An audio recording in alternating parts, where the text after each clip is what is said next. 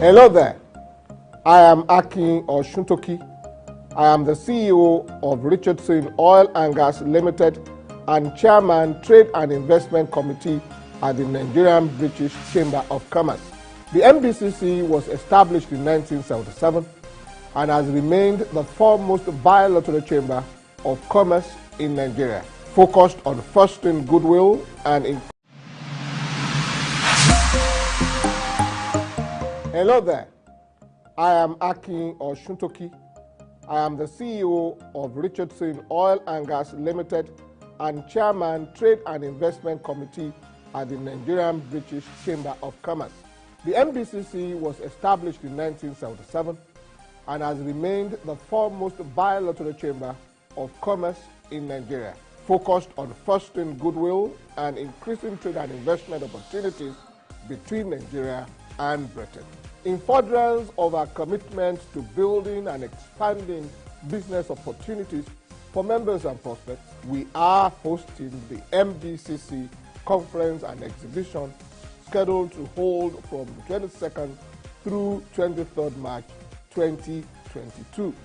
The theme is Fast-Tracking Productivity, Leveraging Technology. This event will hold at the Expo Halls of Eco Hotel and Suites, Victoria Island, from 10 a.m. to 5 p.m. each day.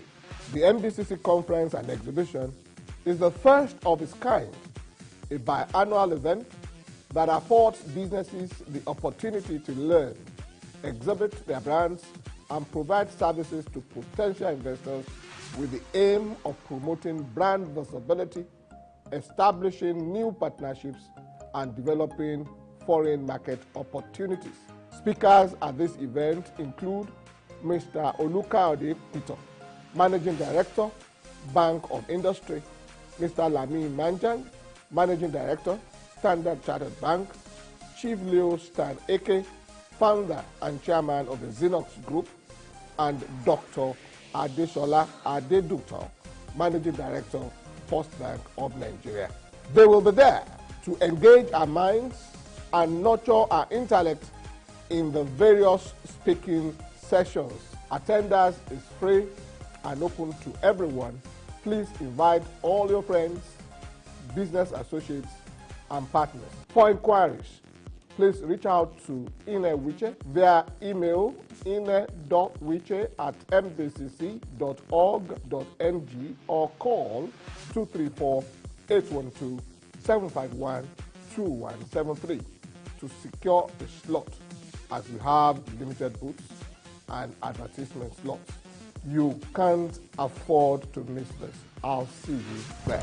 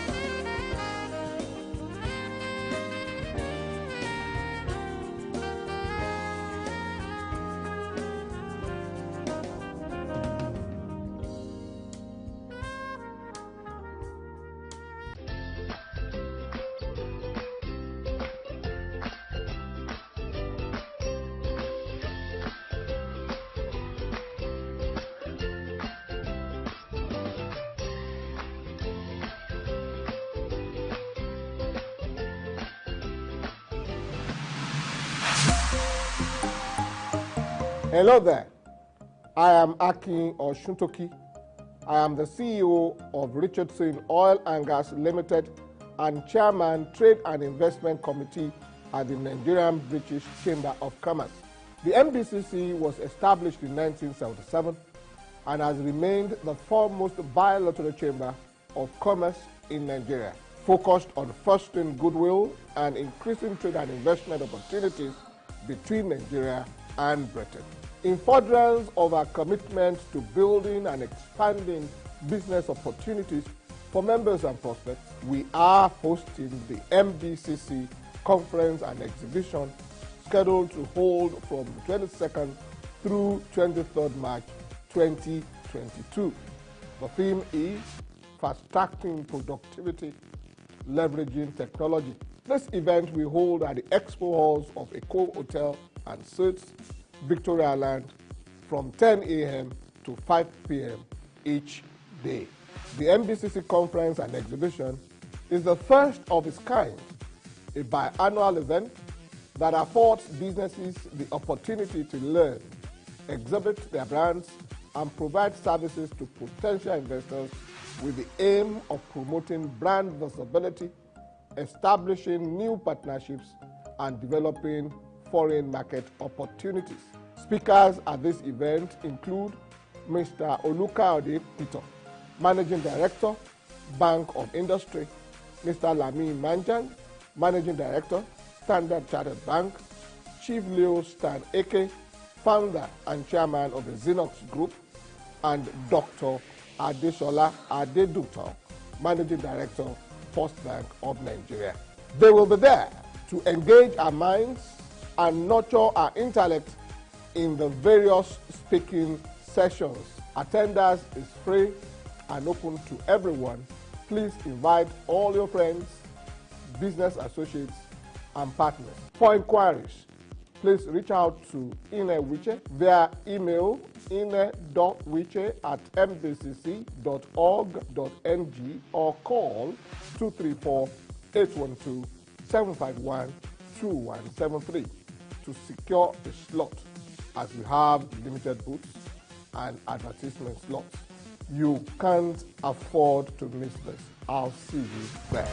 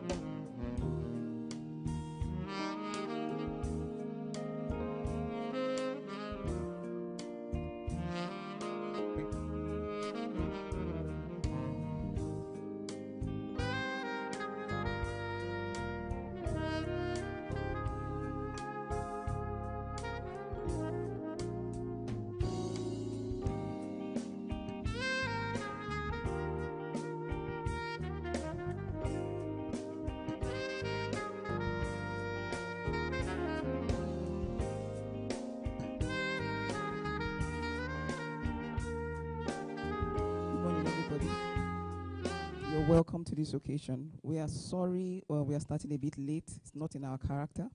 The governor is on his way, and breakfast is just at the entrance. We encourage everybody to go for breakfast, table by table. The governor will soon be here. Thank you very much.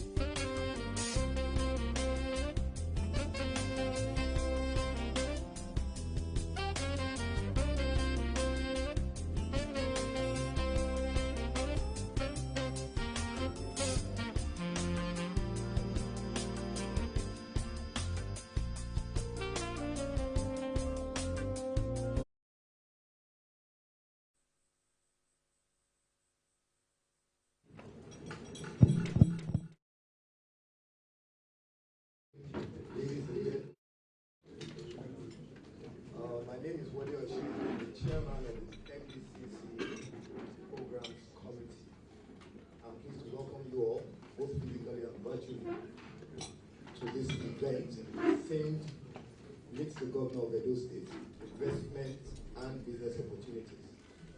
I'm particularly delighted to welcome His Excellency, Governor Obaseki, the Executive Governor of Edo State. You want to clap? Council and ESCO members, the moderator, Femi Awoyemi, and all our esteemed guests. Please rise as we observe the national anthem of Nigeria and Britain.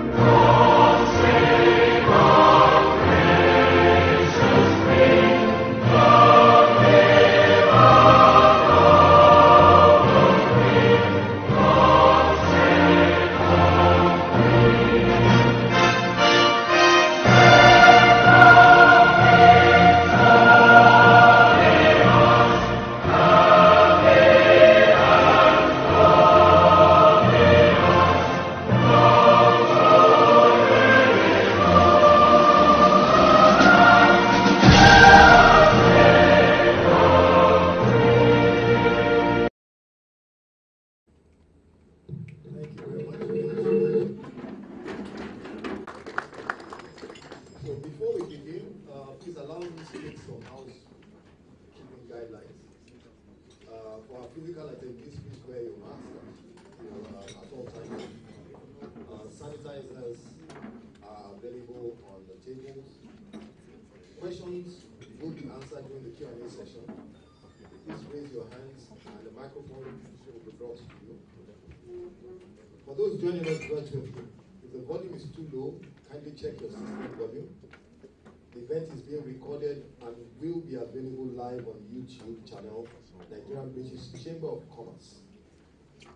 To comment and have discussions, use the chat icon. Submit your questions via the Q&A. Only this will be answered during the question and answer session. Thank you for listening. Now, please join me as we welcome our President and Chairman of Council, BC Adeyemi.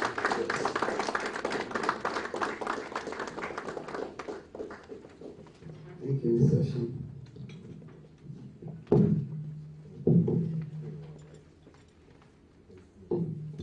Your Excellency, Mr. Governor Obaseki, Executive Governor of Edo State, patrons, past presidents, council and ESCO members, members of the NBCC, members of press, distinguished ladies and gentlemen, and those joining us virtually, of course. I'm delighted to welcome you to the March edition of our NBCC Meet the Governor series. I'm indeed very pleased to recognize and welcome today the Governor of Edo State in our list. Today's event offers an opportunity to His Excellency to showcase Edo State to the global investment community.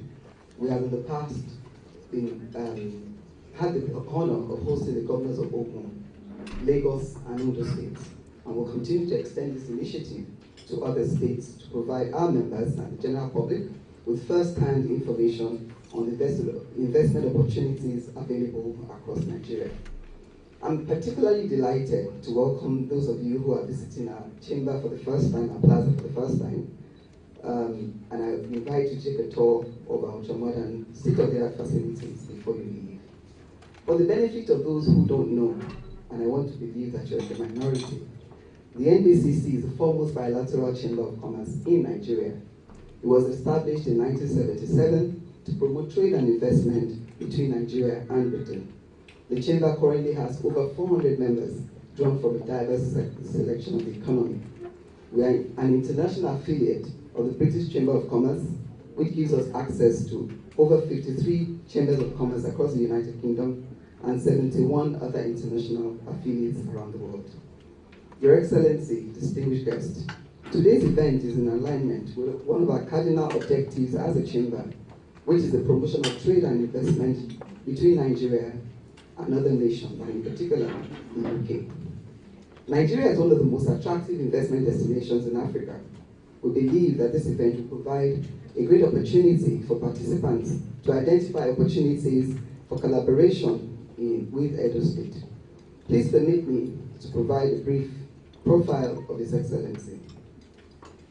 His Excellency attended the University of Ibadan, where he obtained a BA in Classics. He also attended Columbia University and Pace University in New York, and has an MBA in Finance and International Business. He's a fellow of the Chartered Institute of Stockbrokers, Nigeria, and a member of the Lagos Business School, Chief Executive Program. In 2001, he was nominated a Global Leader for Tomorrow by the World Economic Forum. Mr. Obaseki began his career over 30 years ago and has established a track record in investment banking, asset management, securities trading, and public sector internationally. Mr. Obaseki founded AfriVest, West Africa Limited, in 1995, which has grown to become one of Nigeria's foremost reputable investment banking and management firms. On the 29th of September 2016, His Excellency was elected as the Governor of Edo State and returned to that office in September 2020. We're indeed honored to have His Excellency join us. A round of applause for His Excellency, the Deputy Governor of Edo State. It is also my pleasure to introduce one of our own, Mr. Olufemi Awuyemi, who will be engaging the Excellency in conversation. Mr. Awuyemi, founder and chairman of ProShare Nigeria Limited, Nigeria's foremost financial information hub, is a graduate of accounting and a fellow of the Institute of Chartered Accountants of Nigeria, the Chartered Institute of Taxation, Institute of Directors, Institute of Management. He's an associate of the Institute of Management and holds an honorary fellowship with the Association of Investment Advisors. Please join me in welcoming Mr. Awuyemi. I sincerely thank our sponsors, Tangerine Life and Sulu Africa International, for their generosity and support towards the success of this event. Finally, as we approach another election year, please clap for our sponsors. Thank you very much. Thank you very much. Thank you. I mean, without them, we probably wouldn't be here, so thank you very much. And take the power, Mr. Minister. Thank you. Thank you very much. Finally, as we approach another election year, I passionately appeal to you and remind you to ensure that you register to vote and collect your voter's card, as our vote is indeed our power to effect the change that we desire. Distinguished ladies and gentlemen, I thank you for your attention and I have the pleasure to invite His Excellency to make this presentation. Thank you and have a good afternoon.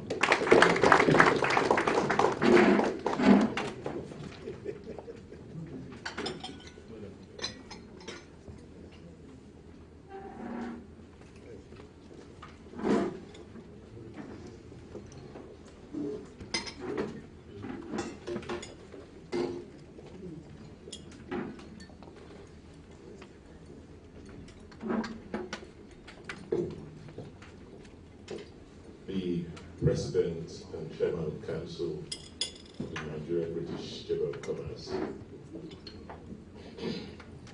patrons, past patrons, members of the Chamber, distinguished ladies and gentlemen, members of the press. First, let me apologize for arriving about 30 minutes late. It wasn't easy getting out of Abuja this morning to get here for the 9 o'clock meeting, the 9 o'clock appointment. And as you already know, these are interesting political times. And the party had a very long day yesterday, just trying to tidy up party affairs to cope with the new electoral timetable, which which was the electoral law, so that we can be in compliance of the law. I want to thank the President for reminding all of us that seek ye first political authority, and everything else shall follow. So it's nice to be back to what I call my constituency, because politics is like, as we say in Latin, a tabula rasa, a plain sheet of paper, and you come and make your impressions depending on where you're coming from. So some of us representing you are in politics still wearing suits. That's the constituency we represent. And so this morning, I'm just going to spend about 15, 20 minutes to just quickly talk through some of the highlights of where we are as a state and how we position ourselves to receive investments and try and create more time for the interactions, which I think will be more beneficial for us. As you are all aware, Edo State is unique in the sense that Edo is one ethnic group, Edo. And that makes us very different because we have what you call the Edo personality, for those of you who have interacted with Edo people. And we're very aspirational. So it's only an Edo person that will decide to just take a walk from Benin. I want to cross the Sahara and to get to Europe. It takes a certain spirit of aspiration and drive to be able to do that. We are very, very enterprising through history, and you know we have a very, very long history of building things, building empires, building political systems, building economies. Our people are very, very resilient and strong and creative, because if anyone has anything to sell in terms of culture on the continent today, it's from Edo. And so we come from a very, very long, strong, what we'll call priceless past heritage, which is important for you to understand the Edo nature and the Edo personality in the context of Nigeria today. And if you read history from the 15th century, we have had independent relationship with the West, with the rest of the world. And so, where are we? We're one of 36 states. I'm sure that in terms of the Nigerian configuration, there must be about 24 states that look like us, average 5 million people. And I'll make a point about population. We are witnessing, just like you are in Lagos, some phenomenal population growth, because there's quite a lot of internal migration going on in the country. And we just find out that people are just trooping in. I don't know where they're coming from. They claim they are going to Lagos, and when they get to Edo State, they say, well, this is Lagos for us. We will stay here. So we begin to deal with some of the challenges you are having here. In terms of GDP, we're ranked about 6th or 7th, but our aspiration is to be number 3 by the time I leave office. Our total land area is about 20 million square kilometers of land. And great thing about our land. It's very versatile. So we have swamp, we have rainforest, we have savanna. So in fact, almost every inch of land, including the highlands, are cultivable. In terms of per capita income, they claim we're about $3,000. I hope we can retain these figures, this number, given what's going, the crisis we're currently facing and we're likely to have to deal with in the next few years. So let me just quickly go through the key points about Edo. First, strategically, Edo is perhaps one of the best located states in Nigeria, because you can't go from the west of this country to the eastern part or to the south-south without going through Edo. So we are a natural hub. And as you know, it's all about location. We sit in Edo State, something must pass through. So for us, as we say, if something passes through, let something drop.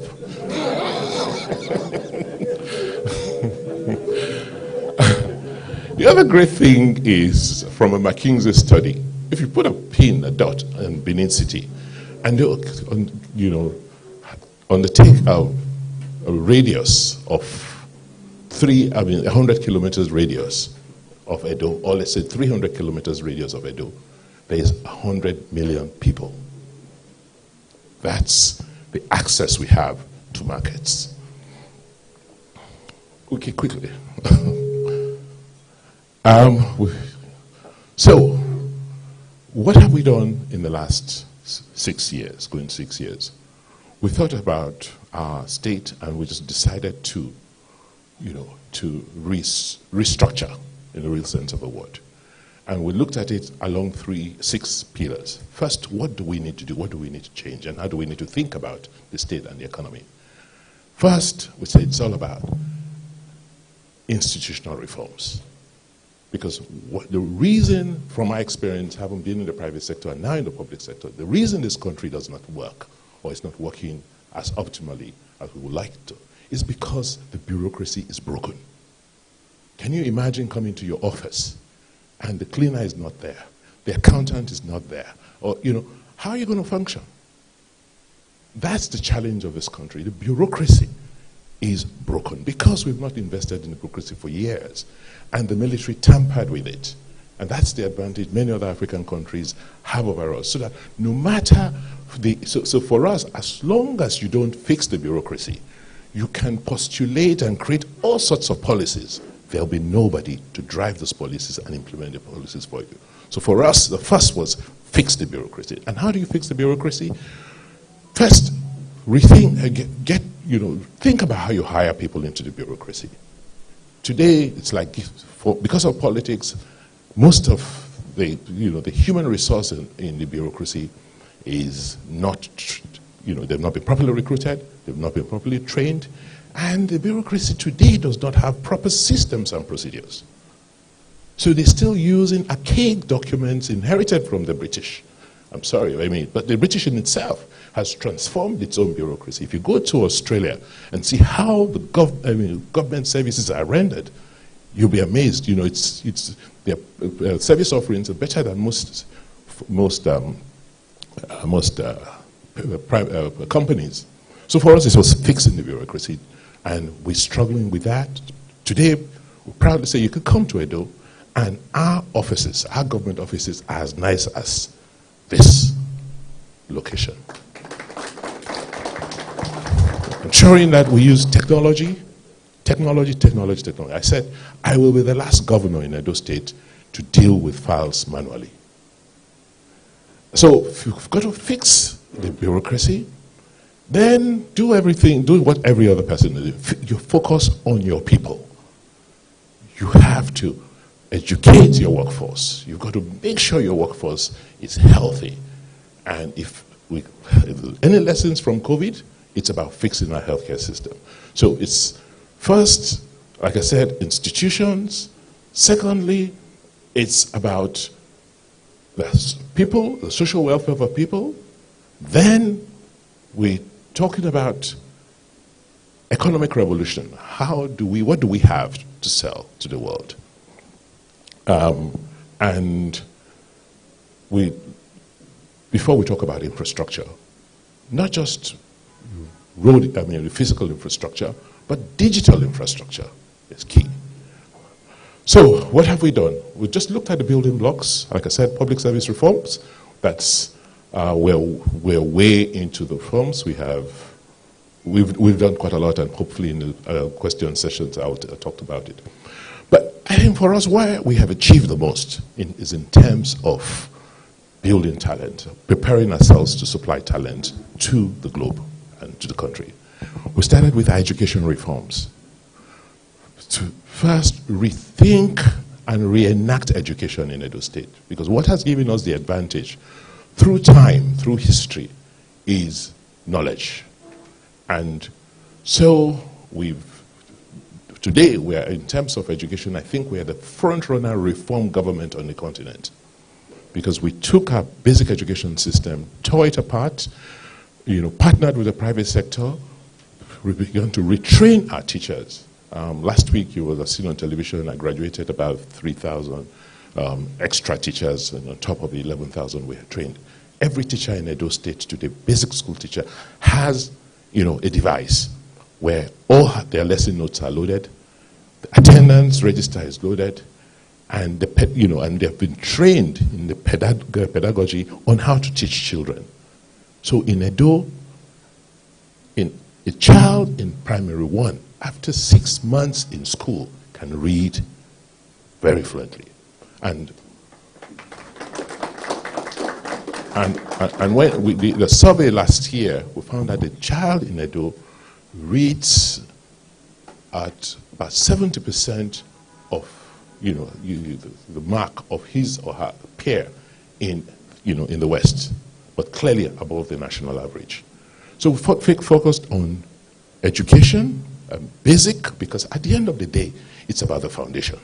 Because if the foundation is not right, you guys are high on labor, you know what it is. When people can't string sentences together properly, they can't do the sums properly, it's because the foundation was weak. So we're investing heavily in that, and it's yielding results. In 3 years, though, and it's not us saying this, you just go do all the reviews from the World Bank, we have.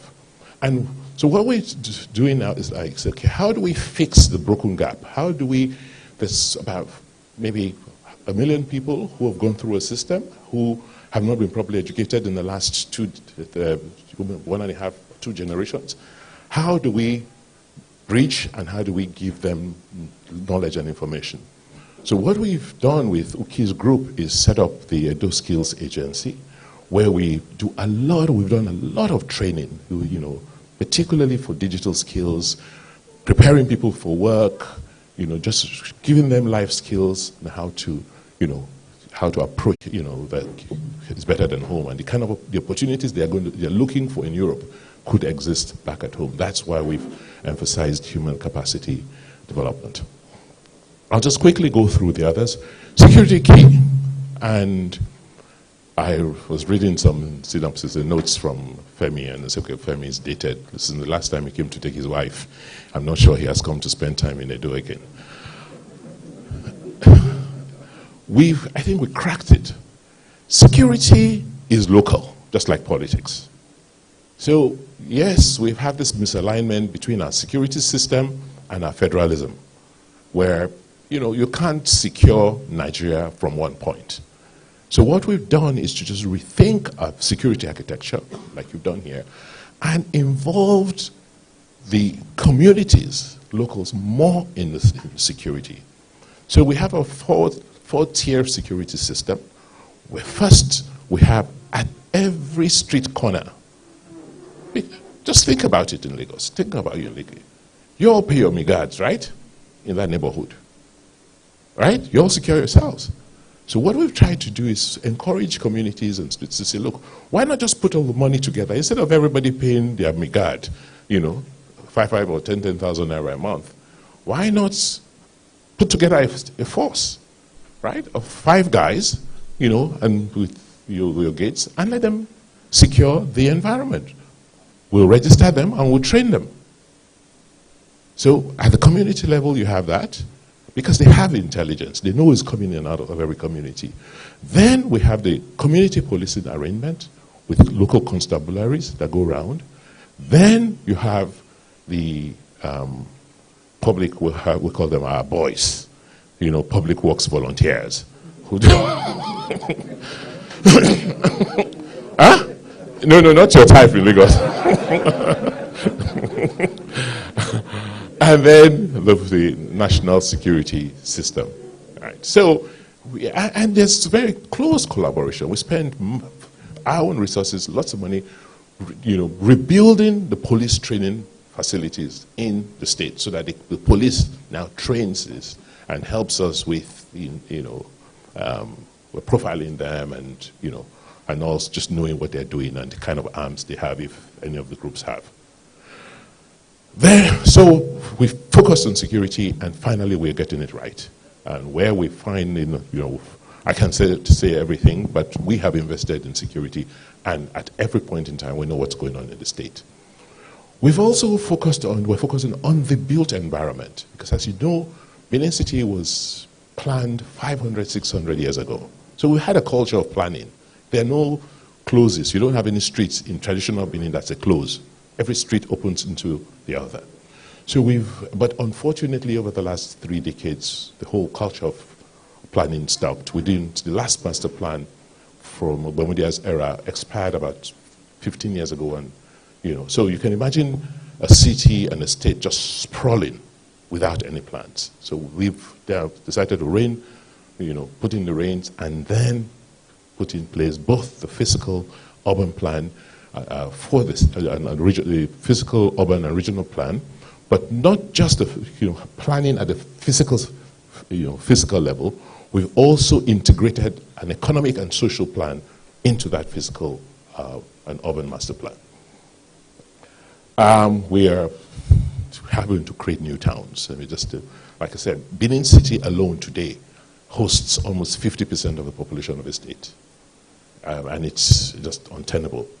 We've also worked in the area of infrastructure. Key to infrastructure development for us is partnerships. Yes, we have our own budgetary spend, but what we're trying to do is see how we can leverage our budgetary spend with either federal, private sector in building infrastructure, be it roads or other related physical infrastructure. But we've also focused and invested heavily in digital infrastructure. Here we partnered with Main One, and today Benin City alone has over 600 kilometers of fiber connecting the city, and we're extending that with their new partners across the state. Electricity, Edo is the electricity and gas hub of Nigeria. And why is it so? Because of our unique location. All the major national infrastructure traverse Edo State. So if you look at the road networks, they must all come through. If you look at the grid network, the transmission network, all the generation from the Delta, Otorogu, Geregu, and Co, all of them come into Benin Main One, and then from there get redistributed to the rest of the country. So at any point in time, we have electricity in Benin. Don't ask me why people don't get light at home. It's a separate matter. but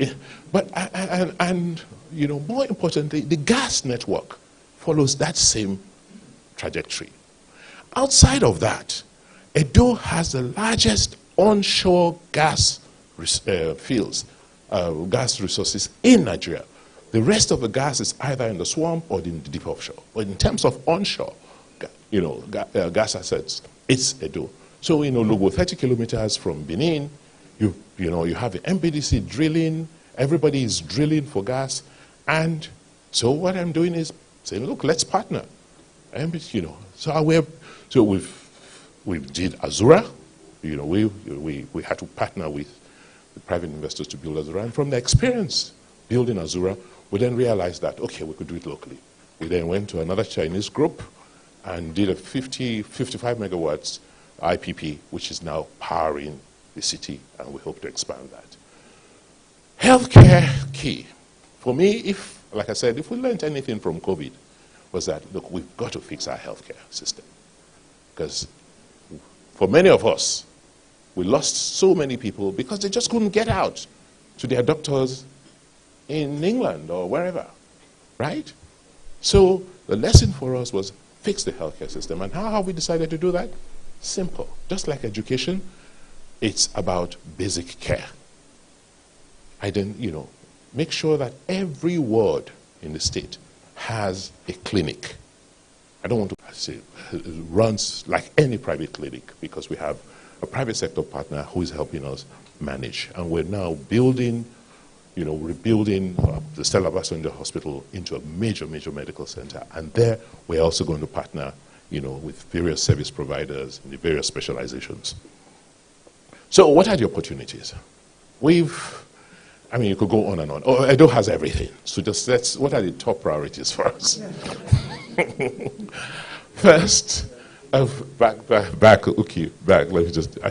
first, we need to connect Edo.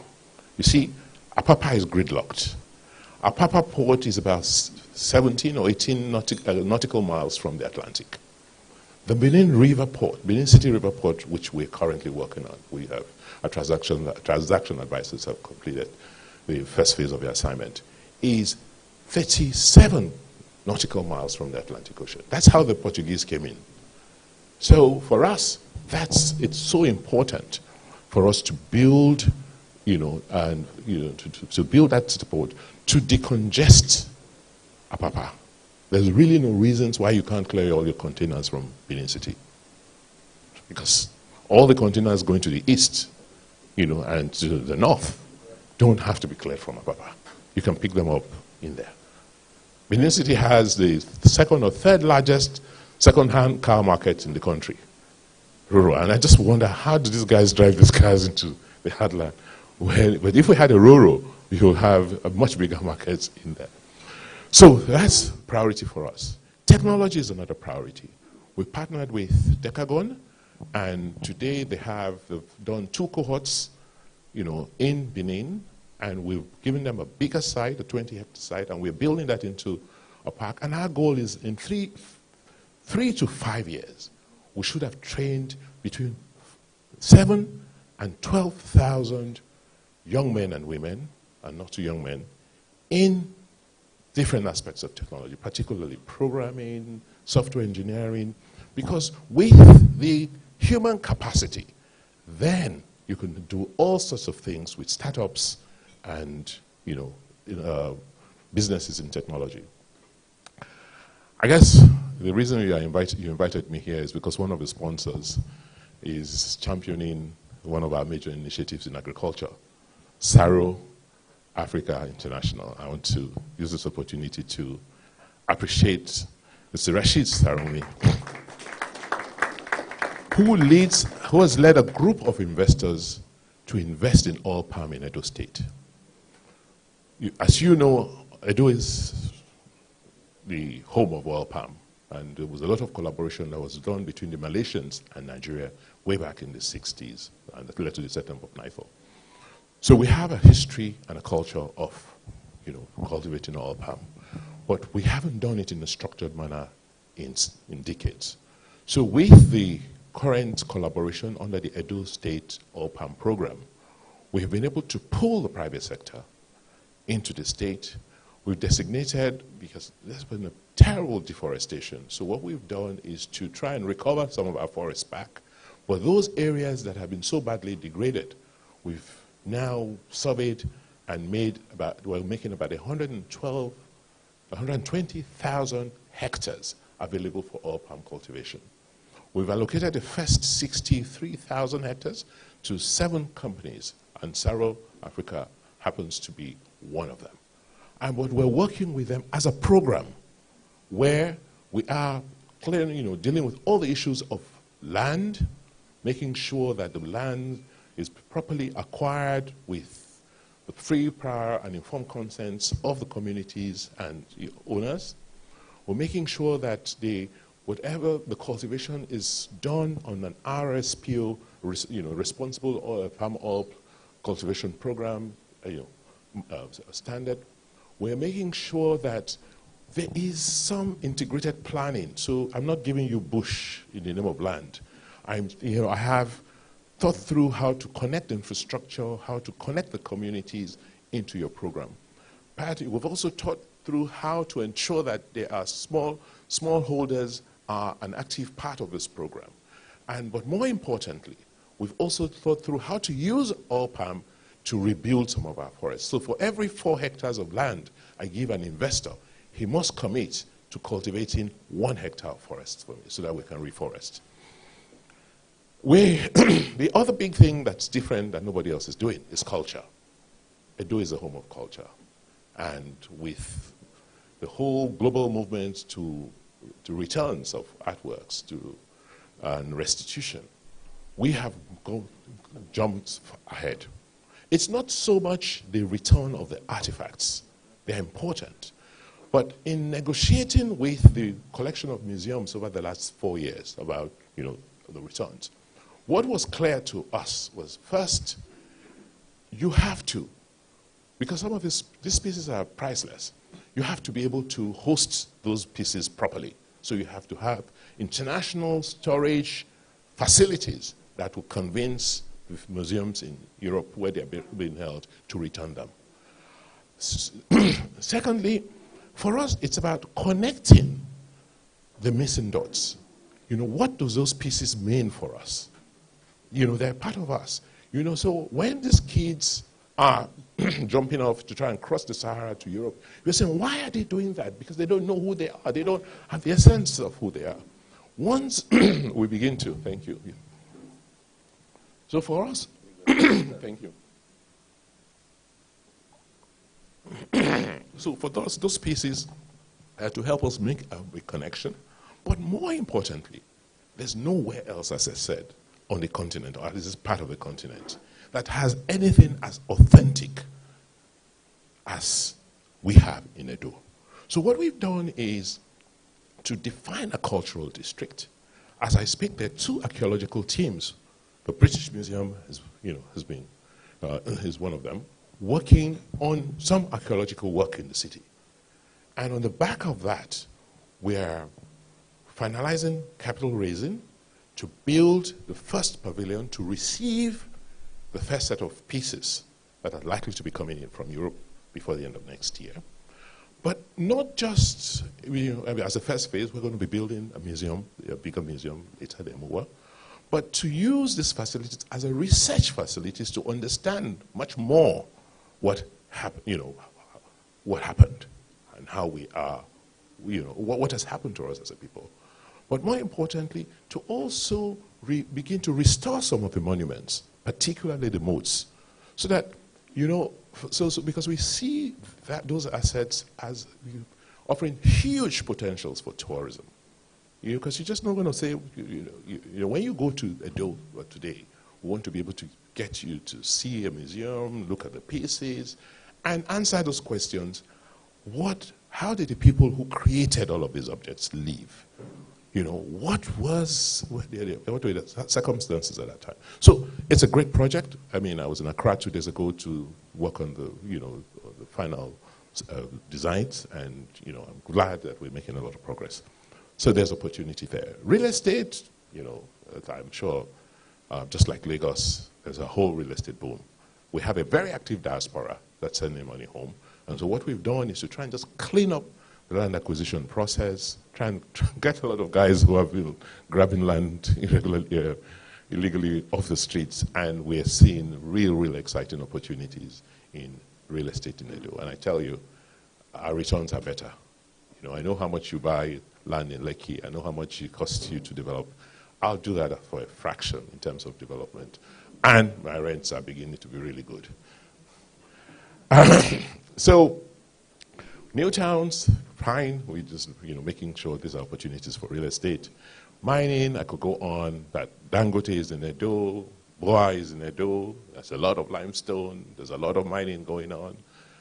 We have a whole colony of Chinese who are coming in there, manufacturing everything from steel to ceramic tiles to, we have the largest flat sheet glass company in Nigeria, in Edo. We have the largest MDF manufacturing company, and these are Chinese. So we'd love to have, Nigerians come in there and look at these opportunities. Because at the end of the day, it's about energy. We have energy, we have cheap energy, and we are training our quality people. So that's our story. I'm going to spend the next 30 minutes or so with Femi to take specific questions I may not have covered in this presentation. Once again, I want to thank you for this invitation. Really appreciate that you've taken time out to come and listen to us this morning. And in terms of, I may not have given you any solid real opportunities but in my presentation, but I'm sure we can talk about them. Thank you very much for having me.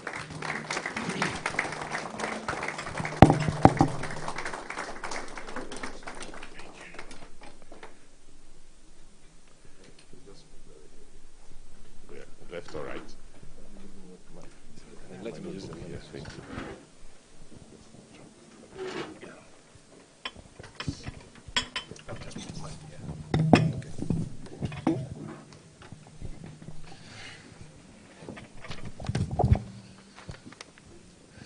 Good morning. I'd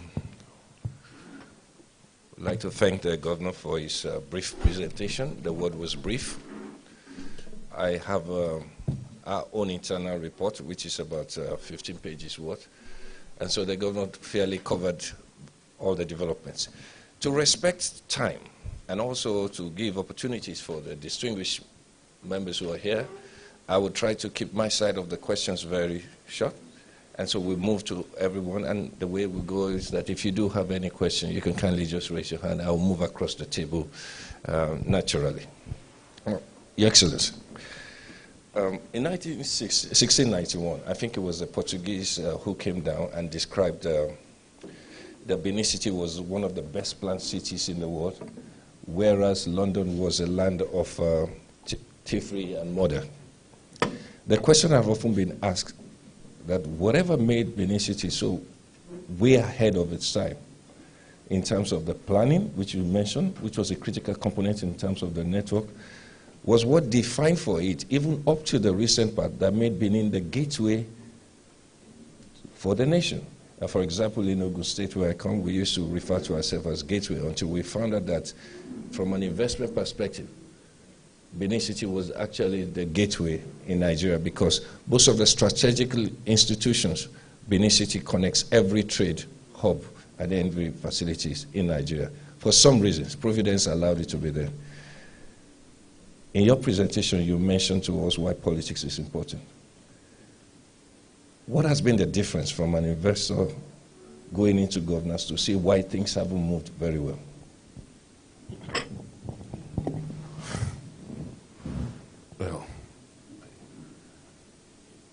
Well, I think I should start to market myself because I'll be out of job in 2 years' time.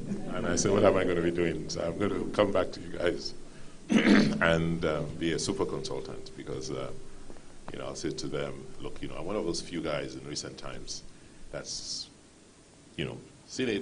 seen quite a bit in the private sector and gone into politics and also seen quite a bit in politics. And even while in politics, I've been in the two dominant parties. I was in APC and I'm now in PDP. so I think I know quite a bit. Politics. I think we were just unfortunate as a country to have kept the military for that long. See, because the issues that led to the military intervention in 1963, just trying to rethinking the country, the DNA of our country. How do we organize this country? That led to a bit of squabbles among the political class at that time. Those issues were never really resolved because we had a civil war, we had oil boom, and the military, found it convenient to stay, for the better part of 2 generations. So now oil is dwindling, oil is disappearing, or, our population is grown beyond, we've gone beyond what oil can. And we are now beginning to ask ourselves those fundamental questions. Should we be organized the way we are? And it's only politics. It's sitting across the table in terms of politics that you can begin to deal with those issues. And if you don't deal with them, there's no way. I used to think, first the economy before politics. No. You've got to sit and, and discuss the politics. Why are we organized the way we are? Why should you have more than I do? And we come to an agreement. The DNA of Nigeria, as you said, does it represent and reflect the structure we have today? I'm an Edo man. We existed as an empire, as an entity before the creation of Nigeria. Now, if I have to live within the context of Nigeria, how should we live? You are an Oyo man, you are a Kanuri man, you are a Tiv man.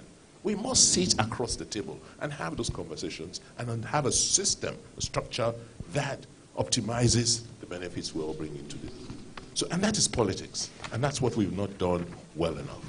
Because my generation, we tried a bit in UI, we got tear gassed out, and my parents said, no, don't go for rallies, don't follow them out, don't follow them and do politics, or just read your book and graduate. Now we are in a country where we must have those conversations. So politics, like I said, is key. And if we don't get the politics right, then it's going to be challenging. Let me quickly take you up on that. So you say politics is key and that you would like to have your own basis. I'm looking at your internally generated revenue, your total revenue. In the last 10 years, you've had consistent revenue shortfalls, and the major contribution into your revenue has come from your federal allocation, really, for Edo State. You have more money from the federal allocation to date. We're inching that up. Our goal is to, like Lagos, make sure that by the time I leave, we met an 80-20 ratio. By the time I leave, I want to have like a 60-40 ratio, 60 internally generated, or more like 65 internally generated, and 35 federal allocations, or federal allocations and debt. Back again to politics. The military did not have, they didn't have legitimacy. And so they could not go out there to pursue people to pay taxes. Because I cannot pay you if I'm not represented. So for a long time, that culture of generating taxes to run the state disappeared. But you now have about 68.3% of your taxes, of your IGR coming from taxes, which is what you've done, right? You've actually done that. Yes. No, not 68%. No, we're just inching towards 37. 37. No, of your IGR. Right. Your components of your IGR. Sorry, from IGR, right? Of your IGR, yeah. Your internal generated, about 60% is there. But you've maxed out. You're almost maxing out. No, we're not maxing out. The bulk of it comes in from payee, which is salaries not even salaries from federal workers and state workers and local government workers, not even salaries of private sector. So as you grow the private sector, you'll grow pay for the private sector. But that's not where the money is going to come from. It's the people who have money that should pay taxes. It's going to come from real estate, from property taxes, from tenements, and from activities that are related to transportation and agriculture. That's where, so as we grow the transport, as we grow the agri sector, as we grow the real estate, as we grow manufacturing, we see the opportunities to get more taxes. So I take a look at your 30-year plan, which you launched last year. You already had one before, and you did a review when you have a 30-year plan last year. Some of the key competitive advantages for your state is also very unique. For example, agriculture, solid minerals, and you mentioned tourism. One of the areas you left out was the adult industry. No, you didn't want to talk about it, but I will talk about it. I'll talk about it because you mentioned about managing labor. The point we will talk about these competitive areas is I've looked at your funding gap mechanism, which has always been borrowings, and you've always thought that you wanted to approach the capital market. What has delayed that, and when do you think that would happen? We are borrowing, but the capital market is expensive, so I'm looking for cheaper sources. Newsflash. Newsflash. So I'm going to the international, agencies. I get money from the World Bank. I just got signed off for $75 million facility a couple of days ago for education and skills development, and it's less than 1%, and I have it for 20, 30 years. Exactly. Okay, so before I go to the floor, because I would like to get as many people's comments, there's this last question about tourism and their recoveries. Congratulations on that. But there's a school of thought that says that those artifacts, for example, would it, and this is just a question, would it be better if you took ownership and then kept it out there, and they went on tours around Europe and Americas, rather than bring them home and expect people to fly down here?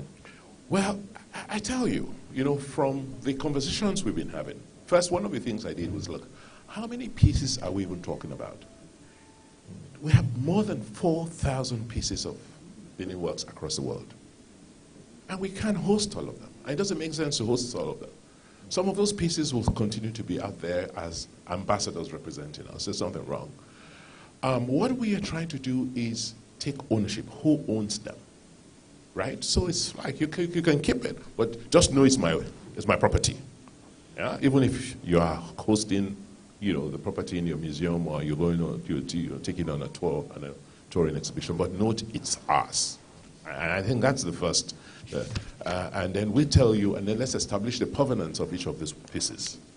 And more importantly, I'm saying why it's better when you come and view these pieces against the background of where they were created, so that you can put context into these works. In that same breath, you also resolving the issue around intellectual property rights. That's our part. Well, when you talk about intellectual property rights, I don't think they're quite coming here. I think it's more ownership, and you had a few issues back and forth. And my own position is that these are sovereign assets. They have always been sovereign assets. Mm-hmm. Sovereign when we were an empire, and now they should come back to the sovereign. Okay. In terms of sustainability, therefore, what are you doing concerning those legal frameworks that would make sure that there's some stability around those development plans in terms of, people accuse previous administrations of policy inconsistencies? So how are we tying up those legal frameworks? I think it's a combination of the laws, but more importantly, training the people on what to do. I don't think the crisis in Nigeria is the shortage or lack of laws. No. Mm-hmm. It's how do you get these laws to work? How do you train the public servants, the civil servants, to help you implement the laws in a way that make them a lot more enduring and meaningful? Okay. So it's a combination. Well, yes, we can always create the laws, but it's about building institutions around, to give effect to the laws and sustain what you want to do. Okay, fine. So we'll take questions from the floor. Can you kindly indicate with a show of hands? And I hope you're not from Edo State. I'll be surprised if it's not. Because he was the first one to raise it. Yes, you pass the mic.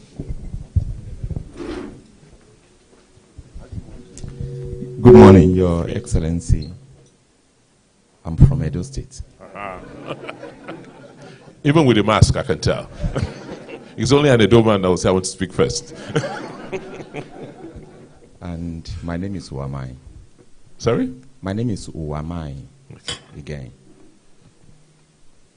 Unfortunately, the last time I visited Edo was over 40 years ago. Until about 3 years ago. To my shame, though. And what took me to Edo, it was actually golf. I went to Edo to play golf. What's your handicap? I play off 18. And you? 19. Okay. And my wife is my handicap.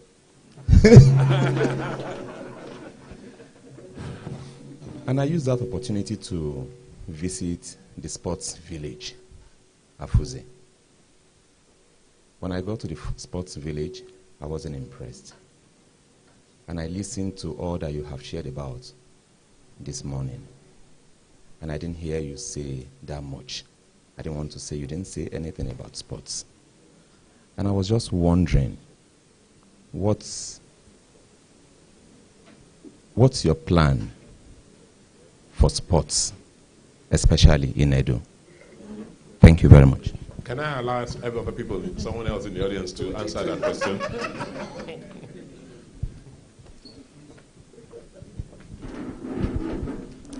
Thank you, Your Excellency.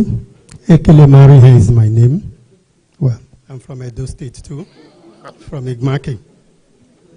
When you look at Edo State and you see our brothers in diaspora sending money, you look at Benin, you see large number of hotels springing up. And when you ask outsiders to come invest, they will look at where insiders are putting their money. So how do we get our people to take their investments away from hotels into some other areas? And we talk about PPP. 2 years ago, we spoke at NESG. Why, you've not told us about contacts. I'm sure you would gladly let us know here. Contacts we would reach out to if we were to continue discussions like we had 2 years ago at Transcorp Hilton in Abuja. And then for your educational digital education, what's your performance measurement metrics? Beyond the surveys that you've got, are there ways by which you monitor performance to be sure that what you have outlined is achieving its purpose? Thank you.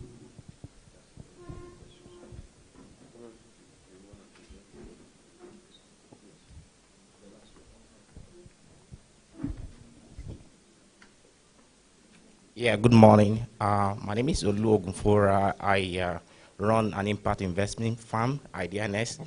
I'm wearing another multiple hat. I'm also a member of the Nigerian Advisory Board for Impact Investing. Firstly, let me commend His Excellency the Governor of Edo State for the huge investment he's making in education, especially at the basic educational level, and for the benefits of people who are here. I happen to be associated to that project through the World Bank, and as a matter of fact, His Excellency is also attracting impact investors to the state.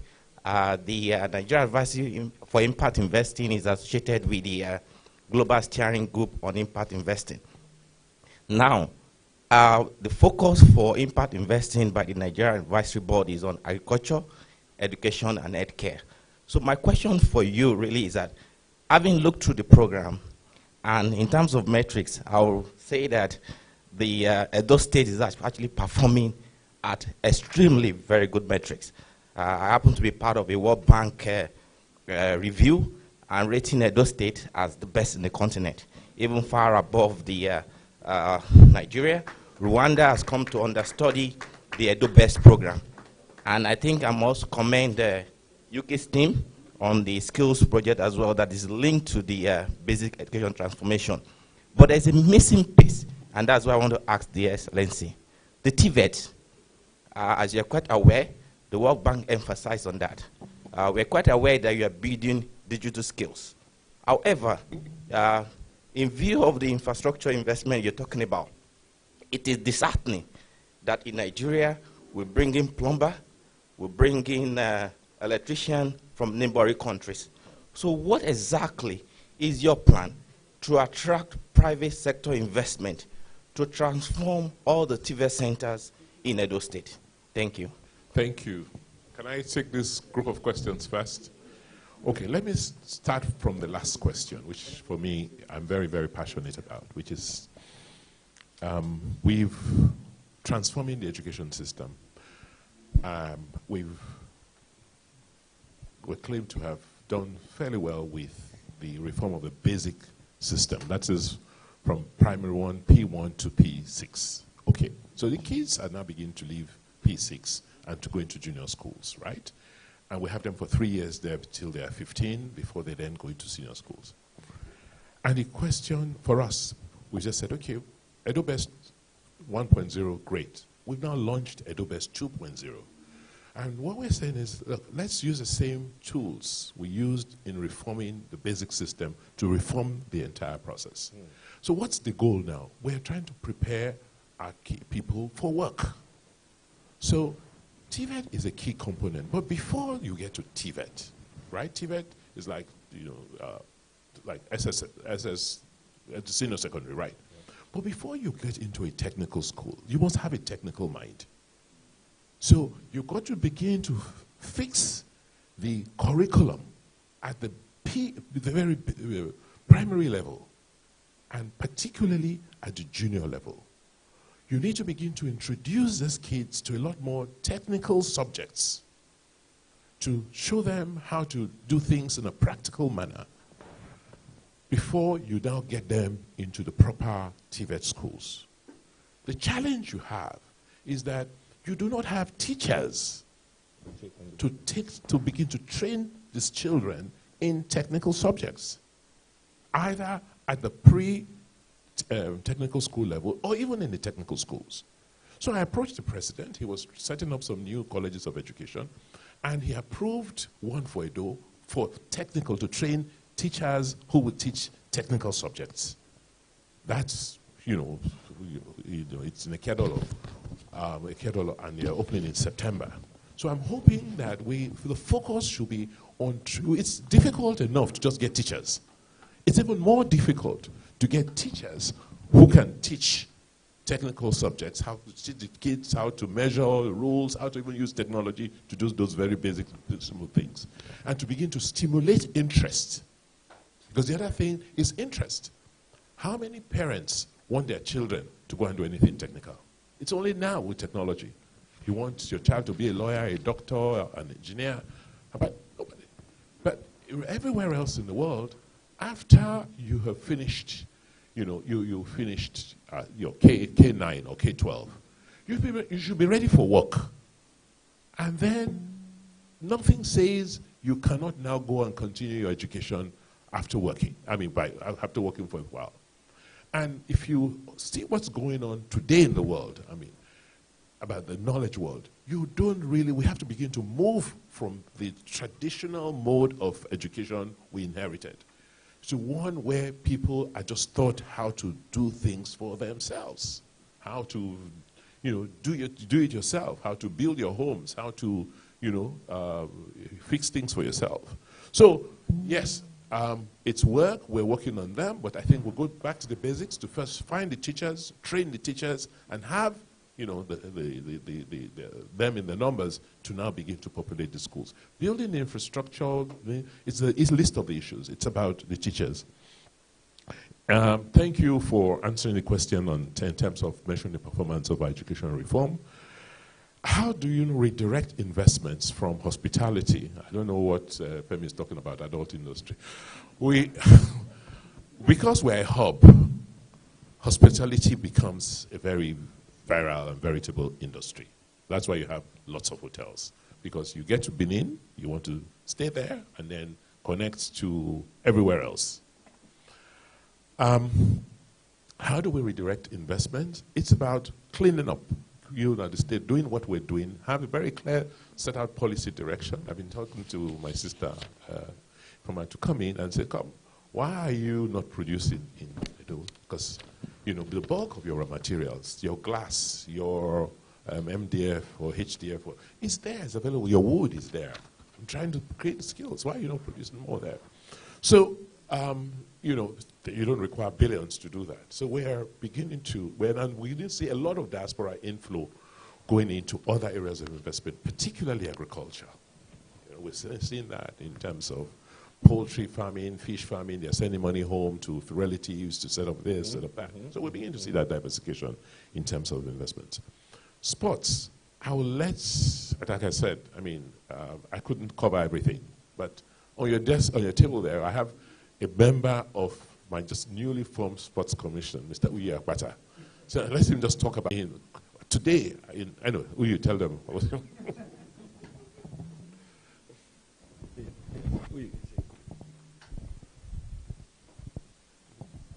Well, thank you very much, Your Excellency. I was in Benin last week, Friday. Myself, some like-minded individuals are now members of the Edo State Sports Commission. So the aim goes beyond just sports and winning medals. It's about creating a new culture, cricket association, where every year we are now reaching over 20,000 new kids playing the game of cricket. And it goes beyond just playing cricket. Now, last week, some of the teachers actually said students are coming to school to learn because there's opportunity to play cricket. So I represent the state's chairmen, the chairpersons in that commission, and the aim is to take that model across board. So very different areas, they're representatives of each of the regions, and we're supposed to create hubs So Afuze is one of those that's targeted. We have a full strategy session sometime next week, about 12 of us, and we'll build it up from there. So I think while there's been some kind of hold-up, His Excellency, as with most things, wanted to create everything in a more strategic manner so that it can be sustainable. So I think you can meet me for potential investors in that subsector alone. I think we can talk about that. Thank you. Thank you. Thank you. I mean, you heard from me. It's about first knowing what our role should be. Government should create the enabling environment and then attract the private sector to come and partner in, areas like sports, and that's what we're doing. Yes. We check another 3 sets of questions, and as part of the gender balancing policy, we will move towards a female, and then, sorry sir, but we'll take the ladies first, and then whichever one is available, we'll take you in. In Edo, we exceed the 33%. We're more like 50.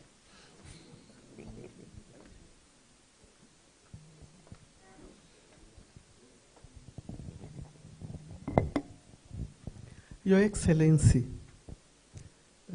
Governor Godwin Obaseki. First of, my name is Mrs. Lawal Niojutalayo. I'm from Ife, and I'm a pharmacist. Now, you have done a lot of work, and I say well done. From security to education to bringing back the children who went to Libya, and you have done well, and I can congratulate you. If I were, I also use you as point of contact to the Almighty God for all the governors in this country to give them the courage to come out. There was a time we went to Britain for the trade mission, and suddenly, immediately we got there, I was able to sell my goods and disappeared. But after a few days, a governor flew in from Nigeria, either from Benue or Plateau, I can't remember, and he won a contract for about 1 million tubers of yam. If he had known about that program, I'm sure he would have planned better and would have been able to get steady business. Anyway, I'm not up to that now. What I want to say is that if I were from Edo, I would have asked some questions in the past. The Portuguese, the Spanish, in the 15th century, came to Nigeria and headed for Benin. Then I would ask a question. What were they looking for in Benin? Why did they not stop in Lagos? Why did they not stop at Ibadan? Why not at Abeokuta? Why did they go to Benin? And why did they stay in Benin? And what were they doing in Benin? And from history, we were made to understand that part of their mission was to go and look for coral beads. From that one, we immediately give me an idea that coral beads, okay, now mining. Let's talk of mining.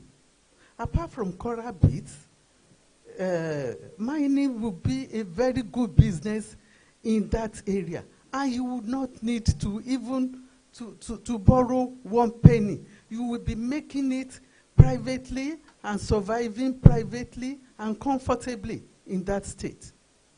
So that's one thing I want to say. Number 2, Ebonyi State has beautiful rice and very sweet rice too. If Ebonyi State can get so much rice, and with all the tributaries in the Midwest, I'm sorry if I continue to say Midwest, I happen to be of the old. Edo State should be able, I don't know, 2 plus 2 sometimes is not 4. But I'm just thinking in my head that Edo State should be able to cultivate rice. You have water, you have these tributaries. You won't even need lots of irrigation. So why are we not talking about rice from Edo? I was going to mention the oil palm, but you already mentioned your plans in that regard. Then, from the Portuguese, the Spanish, the everything, because they had some wives and children of mixed blood in that area. Now, what can we not talk about? Well, you mentioned it slightly, creativity, culture, and tourism.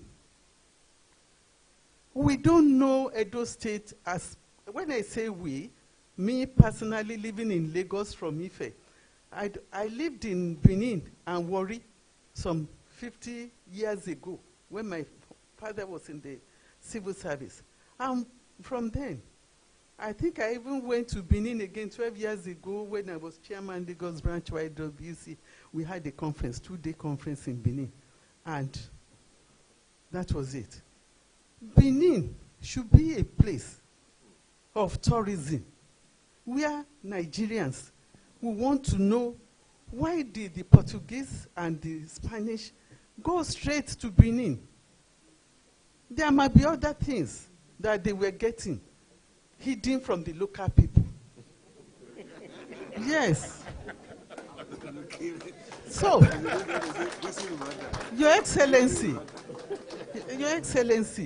apart from education, real estate, all this, I know they are good and they will bring money. I want you to penetrate into mining activities and tourism and creativity. God bless you.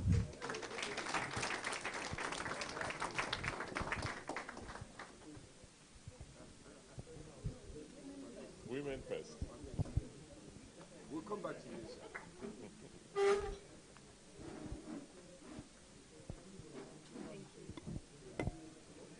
Good morning, Your Excellency. My name is Ifeanyi Godalo, and I am proud to be from Edo State. Very briefly, I went to school in Edo State, Benin City, at Esua Grammar School, I don't know, about 50 years ago. And then, but shortly after that, when I'd looked and interacted with, and I mean no disrespect to anybody in the room, to men from all over Nigeria, I actually, in my mind, thought I would really love to marry a man from Edo State. And God has seen to that. So, but I'm extremely passionate about the youth. I surround myself, anybody that knows me, I surround myself with young people. And I know that one of the things that my husband and I, we actually addressed in my daughter's secondary school was the fact that history wasn't being taught in schools. So on the point of education, and also to touch on what Mrs. Lawal has said, I'd like to know if it's something, I'm not very conversant with the educational system, if it's something that can be handled, like you said, at a state level, or if it's something that has to be done on a federal level, or some, I don't know, whoever controls the education. Because as far back as 10 years ago, that was a problem. 15 years ago, that was a problem for us. And like she said, if you don't know where you're coming from, you really don't know who you are. So with all the culture, we've talked about the art and everything in Edo State. I'm wondering whether you have actually done anything about that, because the history of Edo State, I mean, I read about it in school. Thank you.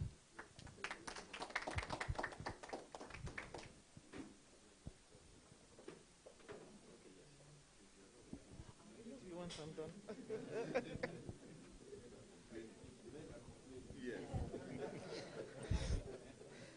My name is Lara Coyote. I am not from Edo State, but having listened to Your Excellency, sir, I begin to wonder, what are your other brother governors doing. There's something in Edo State that we all need to learn from. Mine is really a comment with regard to the cultural district. You mentioned the return of the art and the artifacts, and also the discussions and the archaeological developments in the state. Mr. Moderator mentioned intellectual property, and you said, well, maybe not so. I beg to differ. I believe that at this time of those discussions concerning the return of the arts and the artifacts and the 4,000 pieces, or wherever it is that we're going to keep them, as a Nigerian, I think we do need to discuss the intellectual property rights.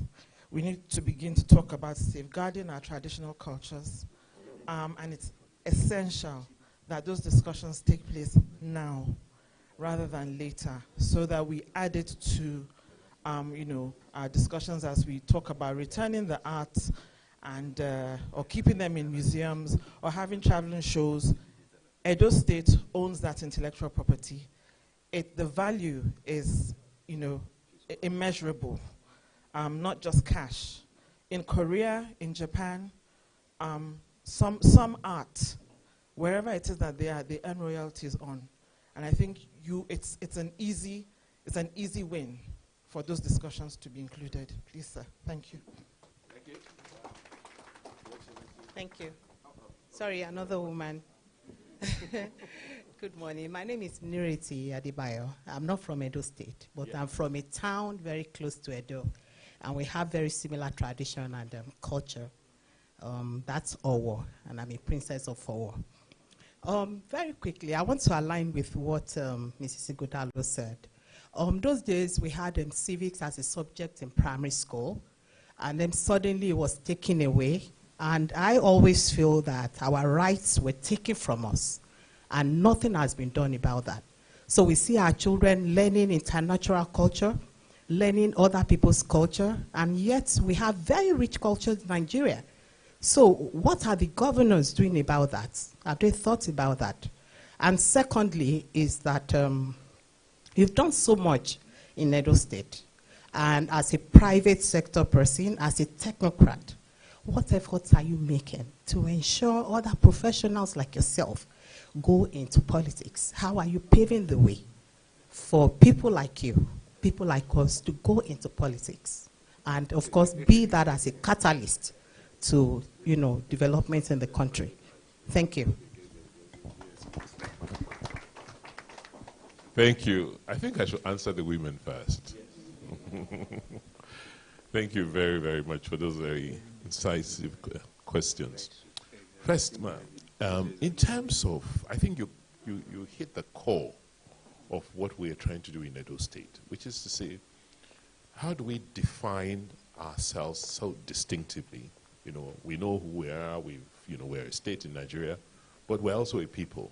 That's why the whole issue, I'm so glad that the conversation today is focusing on what is most essential, because you can't make money if you don't know who you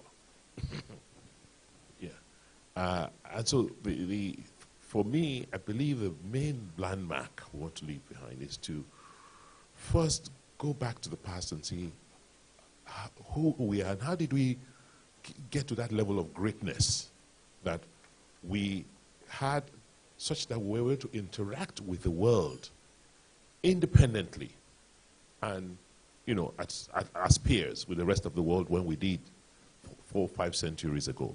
It's important that we know. I cannot tell you that I do. But those pieces are, how will I put it, the instigators. They will tell us quite a lot. And as I speak, like I said, that's why those conversations, I started having those conversations. The challenge we have, and yes, this is where the politics come in. You see, after 1966, after the Civil War, in the 70s, everything in Nigeria became centralized. So it's like you donated your rights, your past, everything. And you got paid for it with some petrol, dollars, and oil revenues. That's what happened in this country. So it's now, this is the first generation in the history of Nigeria that's having to deal with one system. Because those of us who are above 40, you recall, growing up, it was one coup, from 1963 to 1998. Look at the amount of transitions. But it's only since 1999. So a kid who was 7 or 8 in 1999 is now 30. And that kid knows no other except, a regular transition. And so there's some stability in their lives, and they begin to ask those questions, why? So that's where we are today. And rather than beat ourselves so hard, that's why I'm saying politics is important. We must come back, understand, and begin to disentangle these issues. So, first for us, this is the first time, a government is coming in, a state government, to say, okay, let's see, federal government, what essentially are you doing about culture? Because you go around my city, you see signposts. This is a federal monument. Then the next thing, somebody goes to turns us into a dump site for, and nobody is there to monitor and pursue it, because you have federalized something like my culture.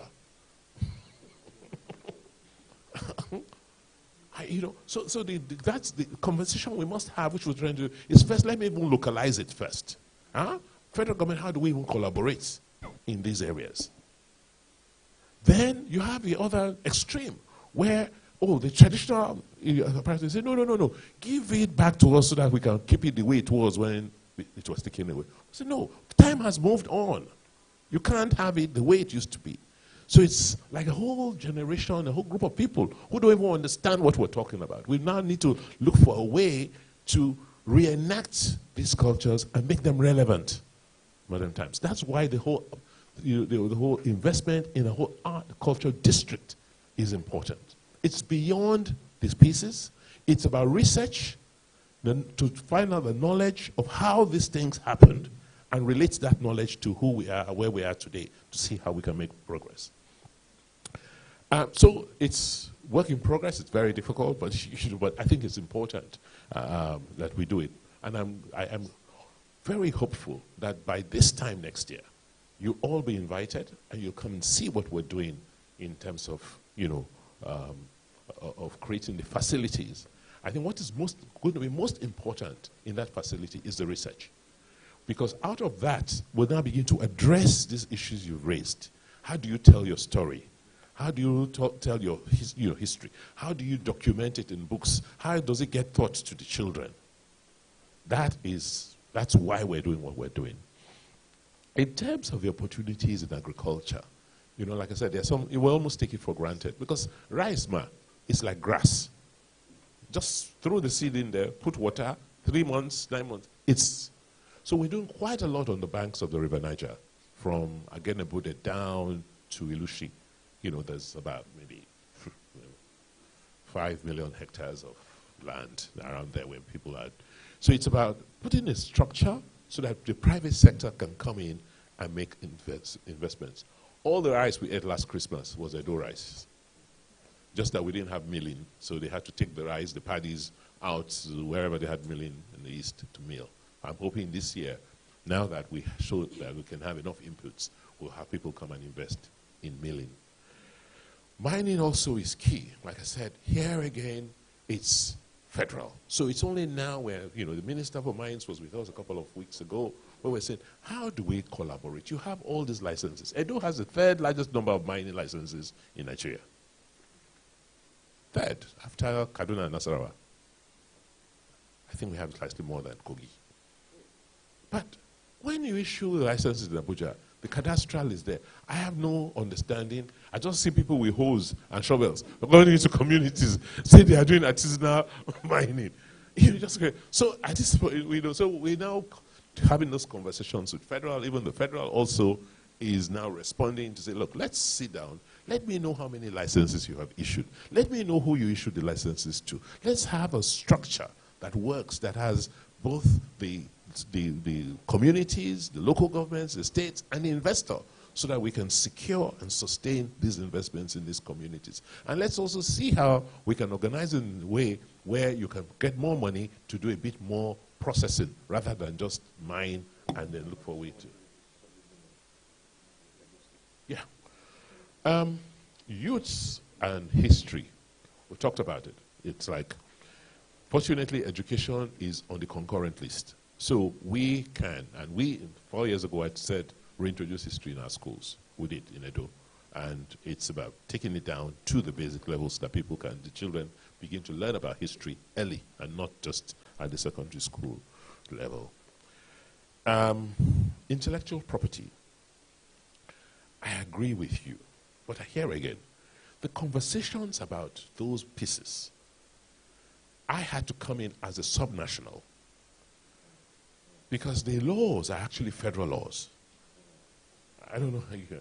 So we will continue to have those conversations. They're very, very difficult conversations, I must tell you. Very, very difficult. And sometimes you've got to be really, really careful as you thread, as you guys have heard. I mean, you've read in some of, but it's very, very delicate. So, but, but it's something I have my eyes on. I say, look, let's just meander and see how we can get the most benefits for Edo people from these historical artifacts. So, yes, we will continue to nudge the authorities and ensure that we work with them to make sure that we get the benefits of the intellectual properties in those pieces. I guess civics, yes. Okay, so this will be the last round of questions we'll take as we try to maximize the time. We've already exceeded the time. Going to His Excellency asked that he wants to give back the time he took from us at the beginning, and that's why I should be. I agree. So, can you just move there? Hello? There, go to your back, and then we'll go to buy it. Good morning, everyone. May I stand on the existing protocol? Good to see you, Your Excellency. I'm a son of the soil too. My name is Great Akiri Johnson. What we do, I run a foundation called the Great Johnson Foundation. What we do is invest in human capital development. We take children off the streets and back to school.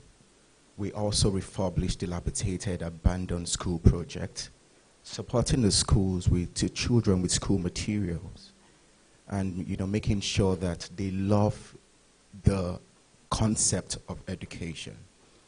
Over time, I and my team had visited most states in Nigeria. As a matter of fact, we also have an after-school program where we engage these children in skills and development.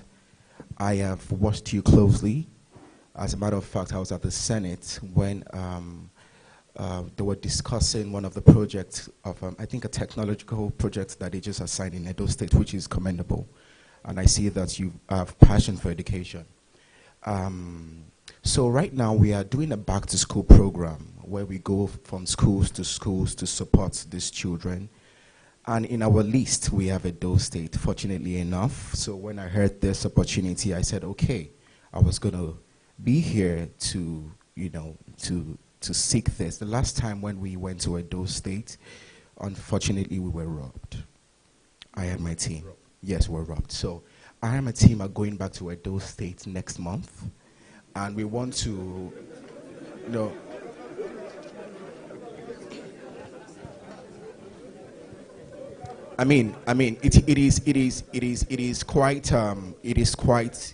it might sound funny, but these are group of youths, these are group of young, aspiring people that have taken their time to ensure that they contribute to national development. So we are going to be coming to Edo State again sometime next month, sir. I want to applaud your personality to help our stay in Edo, because we're going to be Thank you. We're going to be visiting, excuse me, sir, we're going to be visiting 10 to 12 schools. If you would make our stay very, very comfortable, it's going to worth the while. And also, let us ensure that in all that we can and in all that we are, we should not forget that we are humans. Humanity is key. Thank you so much. Thank you.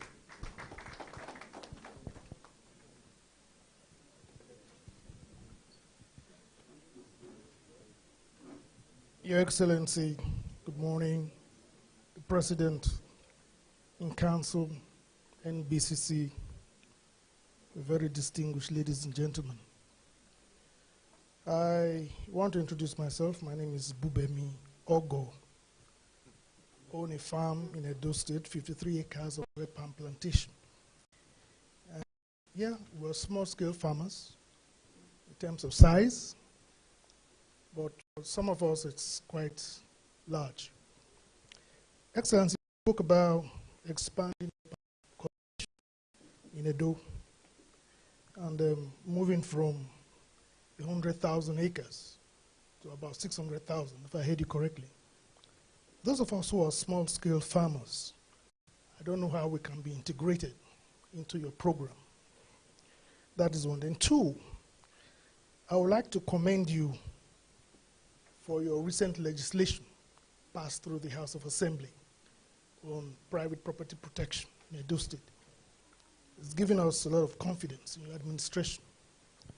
Some of us are having challenges in the communities where we do business, and we don't know how the committee set up for this purpose can assist those of us farmers who are farming in Edo State.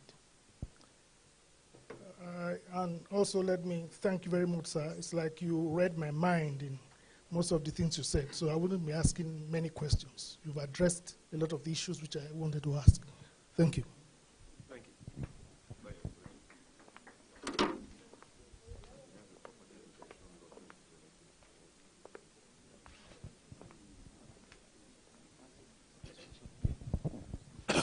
All right, good morning. I want to say good morning to Your Excellency, the MBCC team, and everyone here present. My name is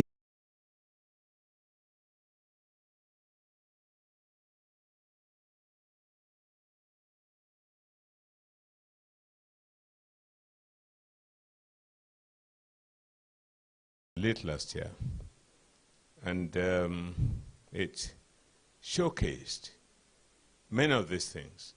But in particular, you had the opportunity to see what was on the ground. During the period, I visited 1 or 2 ministries.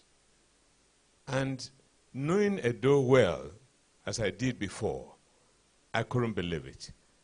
I got to the Ministry of Justice in the new secretariat. Absolutely state of the art. Better than many of the offices that I was really, really impressed, I must say. And that typifies many of the other things that were going on. Incidentally, I also played golf there during the period. But I won't say what my handicap is. Inspired by the Lifetime Challenge to constantly design better and more accessible ways to preserve the things they love and safeguard the dreams of the ones they cherish. Stirred by the mission to achieve a financially secure future for everyone across Africa, no matter the stage of life they are in.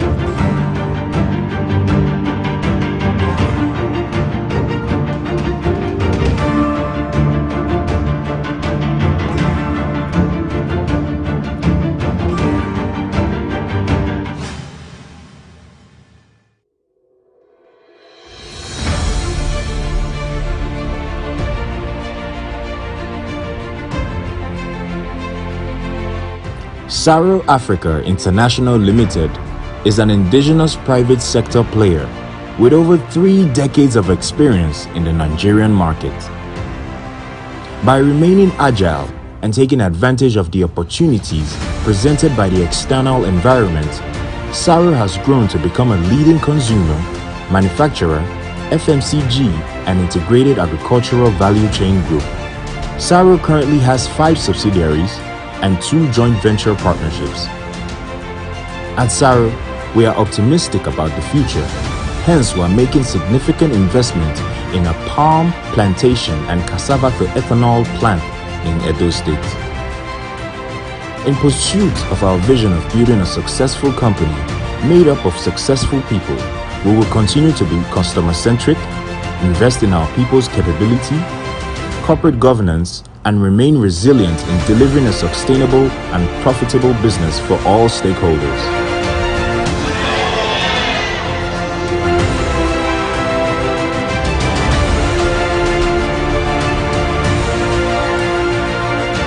What we've done in Saro is to run a company that even Nigerians will be proud of in terms of the standard we accept for ourselves, in how we conduct ourselves, in how we manage our people, the diversity at the workplace, in the progressive ideals that exist in the developed world. And lastly, ensuring the social impact of the Saro businesses will remain true to the values of Saro.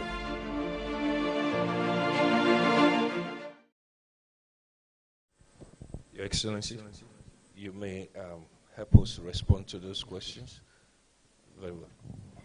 Thank you very much. I realized that I skipped one question from the last set. You talked about peer reviews or peer reviewing by governors. The governors have a very active forum called the Nigerian Governors Forum, and we have been working with that forum to restructure the forum so that it serves as a platform for peer reviewing and also sharing experiences across the states, because it doesn't help if you have an outlier. It's good to, as much as possible, you want to work like a flock. So we have that, process and programs within the Governors Forum where we collectively, look at policies, we look at transactions. For instance, I think at the end of the month, a group of about 8 or 9 governors are going into the Trade Expo in Dubai to go and, sell their estates, and the Governors Forum was able to arrange all of that together. Yes, we talked about education and, trying to help with your programs. We welcome such interventions. We really admire people like you from the point, your own vantage point of a specific issue area you want to deal with. However, our policy, given our experience, is that, look, the problem of education, our challenges in Nigeria are large. We are a country of 200 million people. That's a huge, huge population. And I was explaining the population of out-of-school children in Nigeria is larger than some African countries. So whatever we're doing, we're thinking scale. If I have 1,200 schools, yes, great. 10, 20, intervening in 10, 20 is great. But how can I, using the tools you have, leverage and do more? Because the needs are enormous. Because, maybe because of my background, the amount of time you require to raise 50 million naira is the same amount of time you require to raise 50 billion naira. So just go for scale. And that is what government should be doing. And so it will help. Yes, we'll support, but you can imagine if you have 30, 40 such groups coming to intervene, and we also have to now provide security and all the things we need to do, it will stretch government. But it will be nice to know when you're coming, and we have to give approvals, because one of the things we've realized with government is government works in silos, and they don't get the full benefit and the full of the value you bring to. So maybe working with my education people, working with the school managers, the school managers is a better input from you than trying to intervene directly in 10 schools, because the school managers can use those skills and scale through our school systems, and get more results. Dubemi, it's nice to see you. I haven't seen you in years. I'll ask Mr. Rashid Sarumi to answer your question, because he is chairman of the Edo State Oil Palm Program, and what they have for smallholders like you. I stand on all existing protocols. So the ESOP program is about sustainable oil palm production to bridge Nigeria imports of crude palm oil by like 20%. Like 5 years ago, the CBN was interested in import substitution, called several states that have geographies or climate suitable for oil palm production. And in Edo State, it's only in Edo State they've made this progress, which is what attracted private sector companies like Saro Africa, Flour Mills, Dufil, and a host of others in participating. So that program includes people like you. And the whole essence is in ensuring that smallholders can benefit and leverage from the technology and improvement that the big-scale farms would bring, right? So I would need to engage with you. We have the ESOP, actually is the government owns the ESOP, the private firm and SPV, and we have an independent implementation office that monitors that each of the investors, they do what they are meant to be doing. So we would like to have you on board, is what we're trying to do, and get more people like you who are passionate about agriculture. Though His Excellency didn't ask me to speak about industrialization, several of us in Edo State, we actually have multiple activities there, and the attraction is ability of government to understand what private sector wants. Less talk, action, sustainability, less bureaucracy. And several of us, we are still asking for more. This weekend, we are holding a retreat to even make some of these programs sustainable over the long term, right? And so that we could also accelerate development, right? And that's my Edo experience. Thank you. I think it's more authentic when people on ground who are doing things talk about it. And that's why I'm very glad with what Uncle Yemi Adefolut said. So, look, he was on ground, he saw himself, he saw the changes that are taking place. And yes, we are very, very concerned about education. You know, it's all about human capacity. So we're doing everything that possibly can and pulling as much resources as we can, particularly human. It's not the cash. It's, you know, the human capacity, the managerial capacity to come and manage our school systems and our whole education system. I think I wanted to save the last, the best for the last, which is at the end of the day, what am I taking away from here? You know, don't forget, I have to always do a deal. The deal with the chamber. The deal with the chamber is we need to partner. We have a 1,000-hectare piece of property on the Benin-Sapele Expressway. That property has, as I speak today, 40 megawatts of electricity on that property. So you don't need power. The power exists. It borders a river, River Osiomo. That means I can put the water in. All the regulatory permits, the infrastructure, I'm talking to another agency that's going to make funding available to build the core infrastructure, the gas network, some of the roads, the sewage facilities, just to make sure it's environmentally compliant. We need to partner. And it's best to come in at an early stage. Few people have to come in to talk about pharmaceuticals. We're zoning. Well, pharmaceuticals. I will be very keen to work on food processing. So we have contract manufacturers. I have NAFDAC in Edo, I have SON in Edo. I'll bring them to site so that it's a real one-stop process. It's a deal I think we can do, and we can do it fairly quickly and rapidly because we've done a lot of pre-work. Because listening to that young man, I think it's the way to go. It's the way to go, particularly food processing. Because If we have any crisis today in Nigeria, and I was telling them yesterday that I am, for the first time in a long while, I'm getting worried. Because with escalating food prices, anything can happen. So we must, and I think there's a lot of, I know there's money to be made. And it's a low-hanging fruit. Agriculture is a low-hanging fruit. There's really no reason in the world why we're spending what we're spending importing food and food-related items. Absolutely not. Why would we be spending $500 million importing milk? Why? You understand? I mean, I think the difference now is that there are some of us in government who understand how business thinks. You should engage more with us. We should engage, and very, very quickly too. There is an urgency.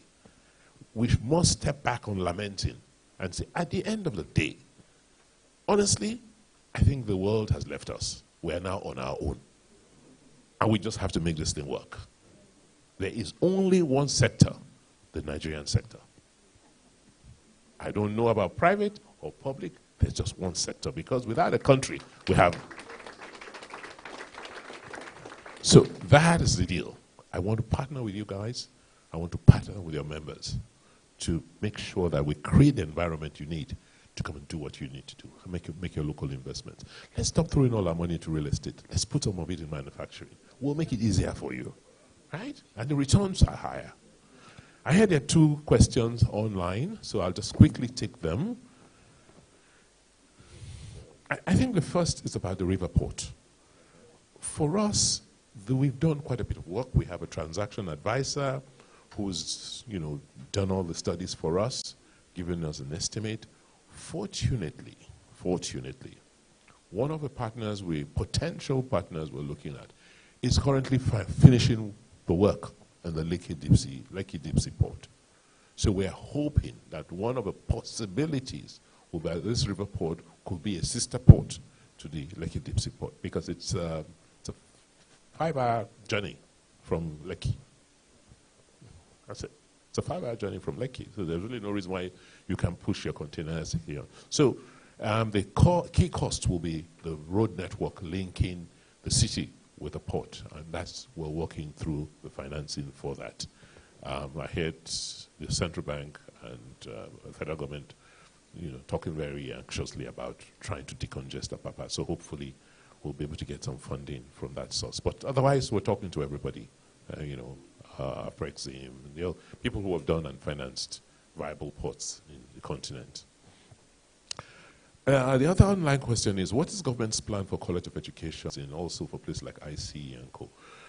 I think for us, we have been retooling our whole higher education system because, over time, a lot of our higher school education institutions, state-owned, became victims of politics, and their standards, their quality dropped significantly.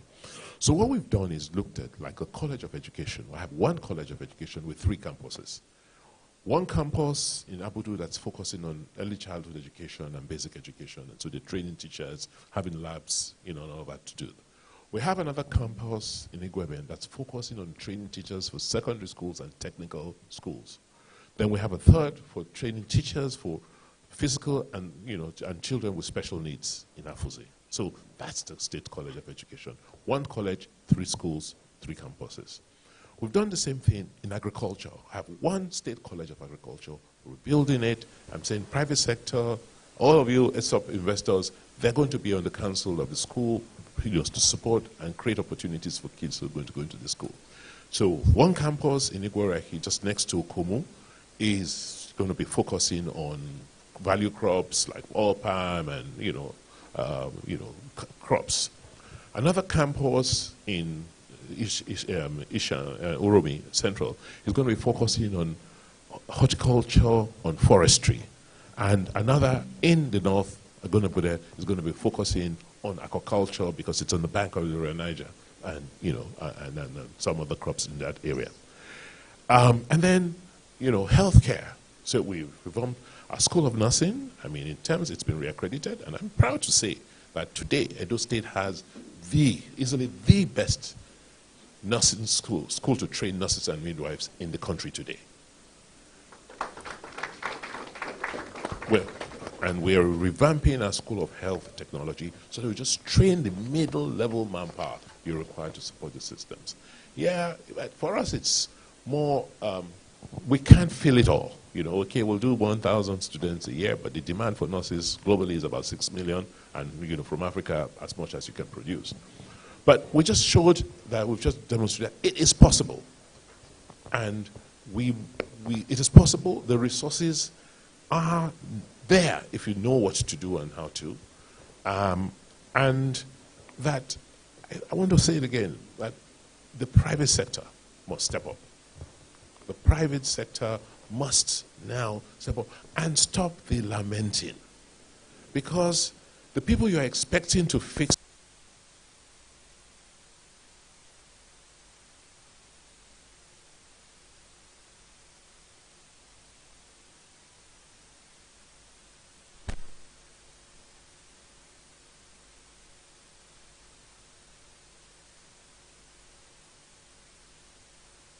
success we've recorded so far in Edo is because of our ability to partner with the private sector. Our educational reform has been because as a result of our ability to partner with a private sector firm that has the technology and understands the processes and has done a lot of work. Our success in agriculture, as you can see, is our ability to partner with the private sector who understand what they want, what to do, and you know. And our success and growth in manufacturing will be our ability to partner with you to give you the enabling environment to do what you need to do. It's a long way, you know, there's a lot of work to be done. The young man talking about corruption and admin bottlenecks, he is right on the spot. He hit the nail on the head. But you've got to participate.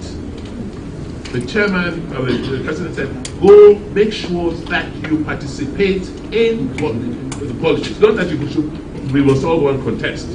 Because if that guy who you voted in, I have no option but to work at the pace and rate I'm working in Edo because of what Edo people did in the last elections. They defined everything, said, you know, Edo is not anywhere else.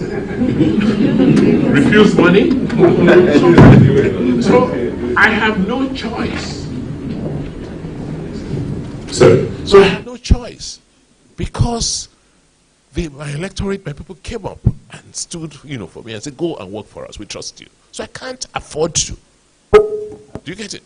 So they want, and it's just, even your local governments, go there, get involved. If we don't fix the politics, we can't fix the economy. Thank you very much.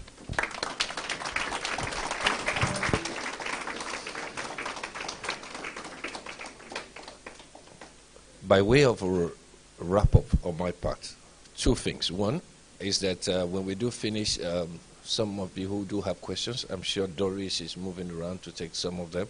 And while we're talking of maybe having snacks, you can approach His Excellency. I will check it. But please, without due regards to your time, I would like to just wrap up and invite for the appreciation for the governor. But before I go, by way of summary, three things are clear. Rather than us searching for the Midas touch, maybe we should just quickly just approach it from looking for a migraine solution. And the summary of what His Excellency has told us today now is to understand the concept of one government, both in the vertical and in the horizontal way.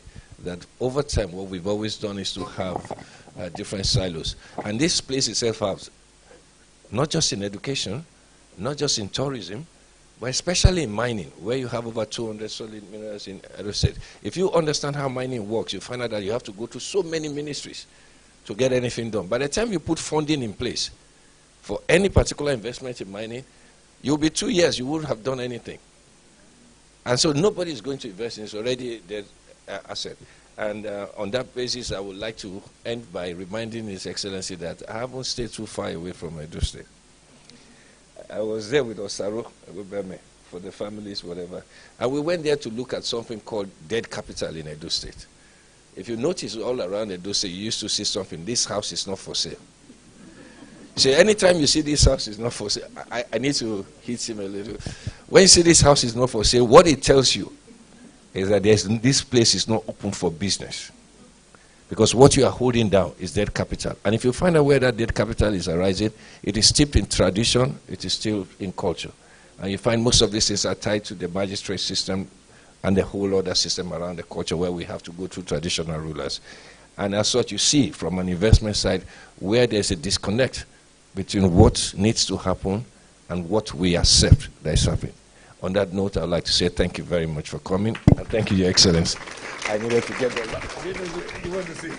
Thank you. I think before I leave, I have some members of my team. I just want them to step up so that they can be seen, and so they are the follow-up contacts. They are all very young people. Don't worry. I work with very young people in Edo State. Kelvin YB is the managing director of the Edo State Investment Promotion Agency. Uki Dari, she's Edo, don't worry. She's the managing director of Edo Skills Development Agency, Edo Jobs. And Walter Obasaki is my technical assistant and works with me directly. So they are available, they'll, to be reached, and they're the contacts, and these are very, very hardworking young people who follow through on things. Thank you. Thank you very much, Your Excellency. Next in agenda is the order of photographs and appreciation. We'll call upon the President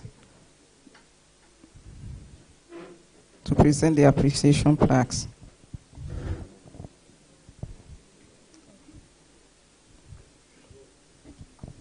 Thank you very much. Your Excellency, it's been an awesome morning. I mean, I must say, speaking for myself, we were going to start at 9 and then think that we'll finish at 11 o'clock or thereabouts. But we could stay here all afternoon and we wouldn't know that the day is fast spent. You've challenged us. I mean, personally, I would say that you've challenged us. When I say us, I mean the private sector. You've presented for us a model, that indeed you can leave the private sector, go to the public sector, and we're going to welcome you back, a consultant that you will be. But thank you very much for inspiring all of us this morning and for showing us that there is some good indeed in politics. Some of us are really concerned about the way things are going. But again, I would like to reiterate, like you have said, that we all need to participate. First of all, get your PVCs. I was going to actually bring mine to display that indeed I am registered to vote, and I will vote. And so I'm encouraging all of you to do so. And again, like I said, the Excellency has presented a good example for those of us running away from politics. There is some good in it. So thank you very much. I would like to present you with this small plaque to just recognize that you came here today. And we hope to visit Edo State to come and see all the good work that you're doing. Thank you very much.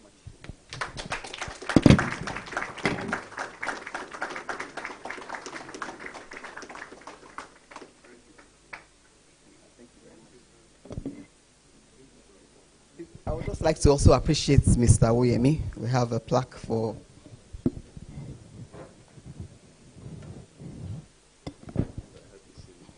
I'm not sure if I should give you this plaque, but anyway, I will. You're one of us, but you've done an excellent job of moderating the conversations this morning, and so we thank you very much for that.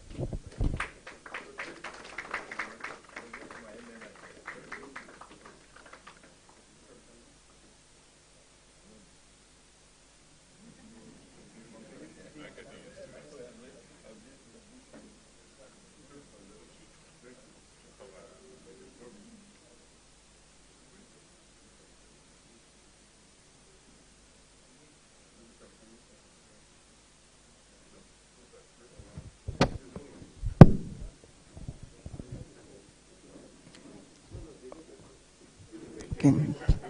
Please, can the ESCO members join the President and His Excellency? the moderator, Mr. Aweyemi. Oh, yeah.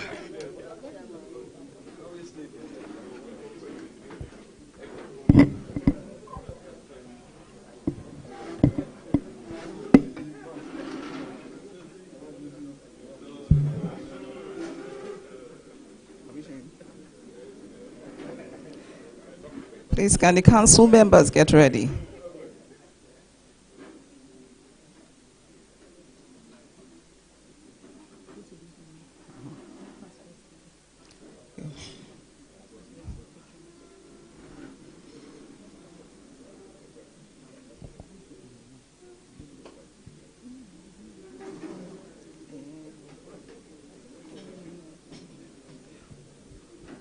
Okay, can the past presidents and patrons come over? Past presidents and patrons. Okay.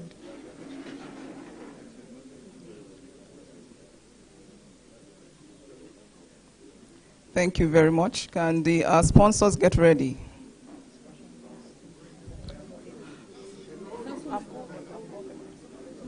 Okay, council members, please, can you come up?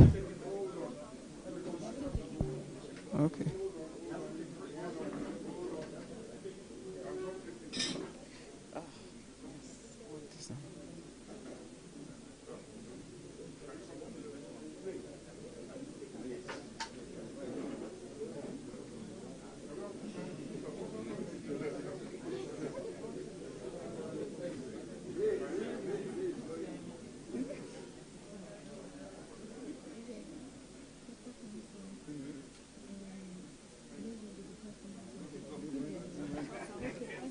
Okay, can all council members come out, please? Thank you.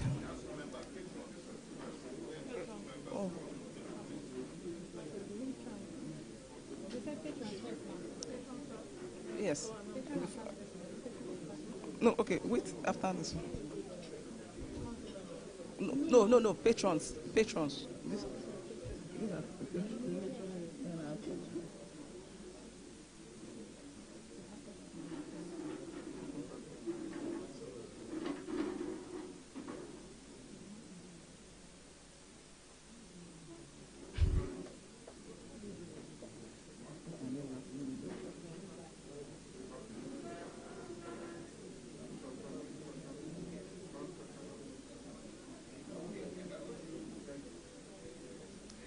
Thank you very much. Please, can we have our council members, please?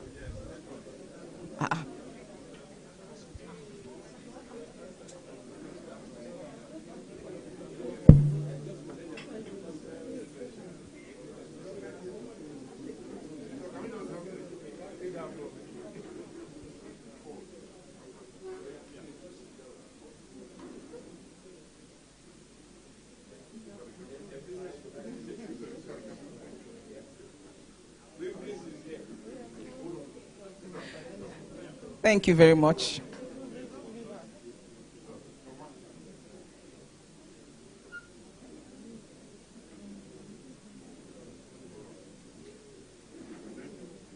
Thank you very much. Please, can we have our council members? Okay, sponsors. Oh, okay. Can we have our sponsors, please? Tangerine, Saro Africa.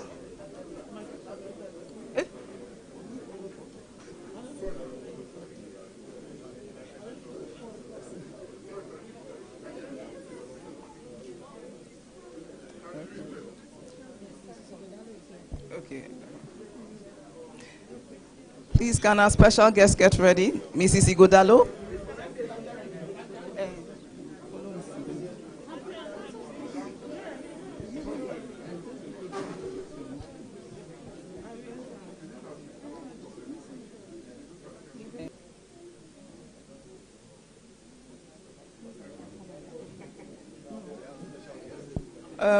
Please, can special guest come forward? Mrs. Igodalo. Mrs. Igodalo, please. Thank you.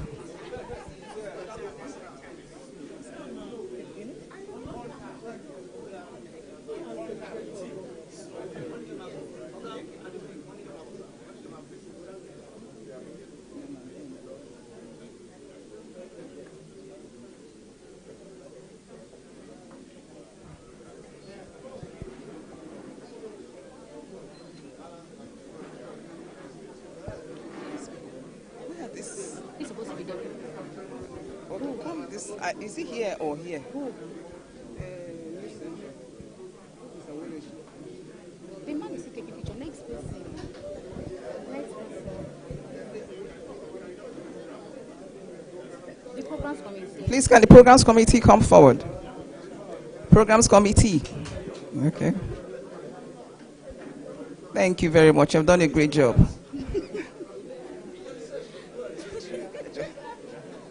I'm fine, sir. I'm fine. I'm not joining. Programs committee.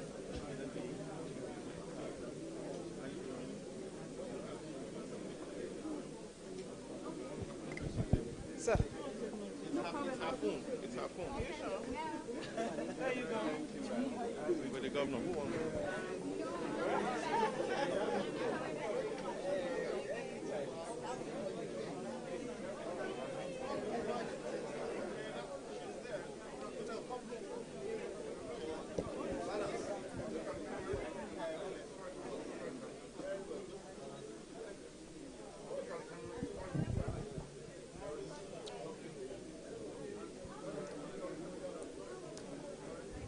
Thank you very much. Please, can the Deputy President with the MBCC team come up?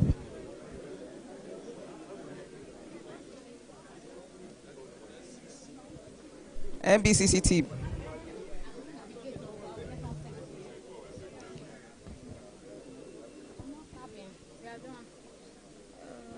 Both of them.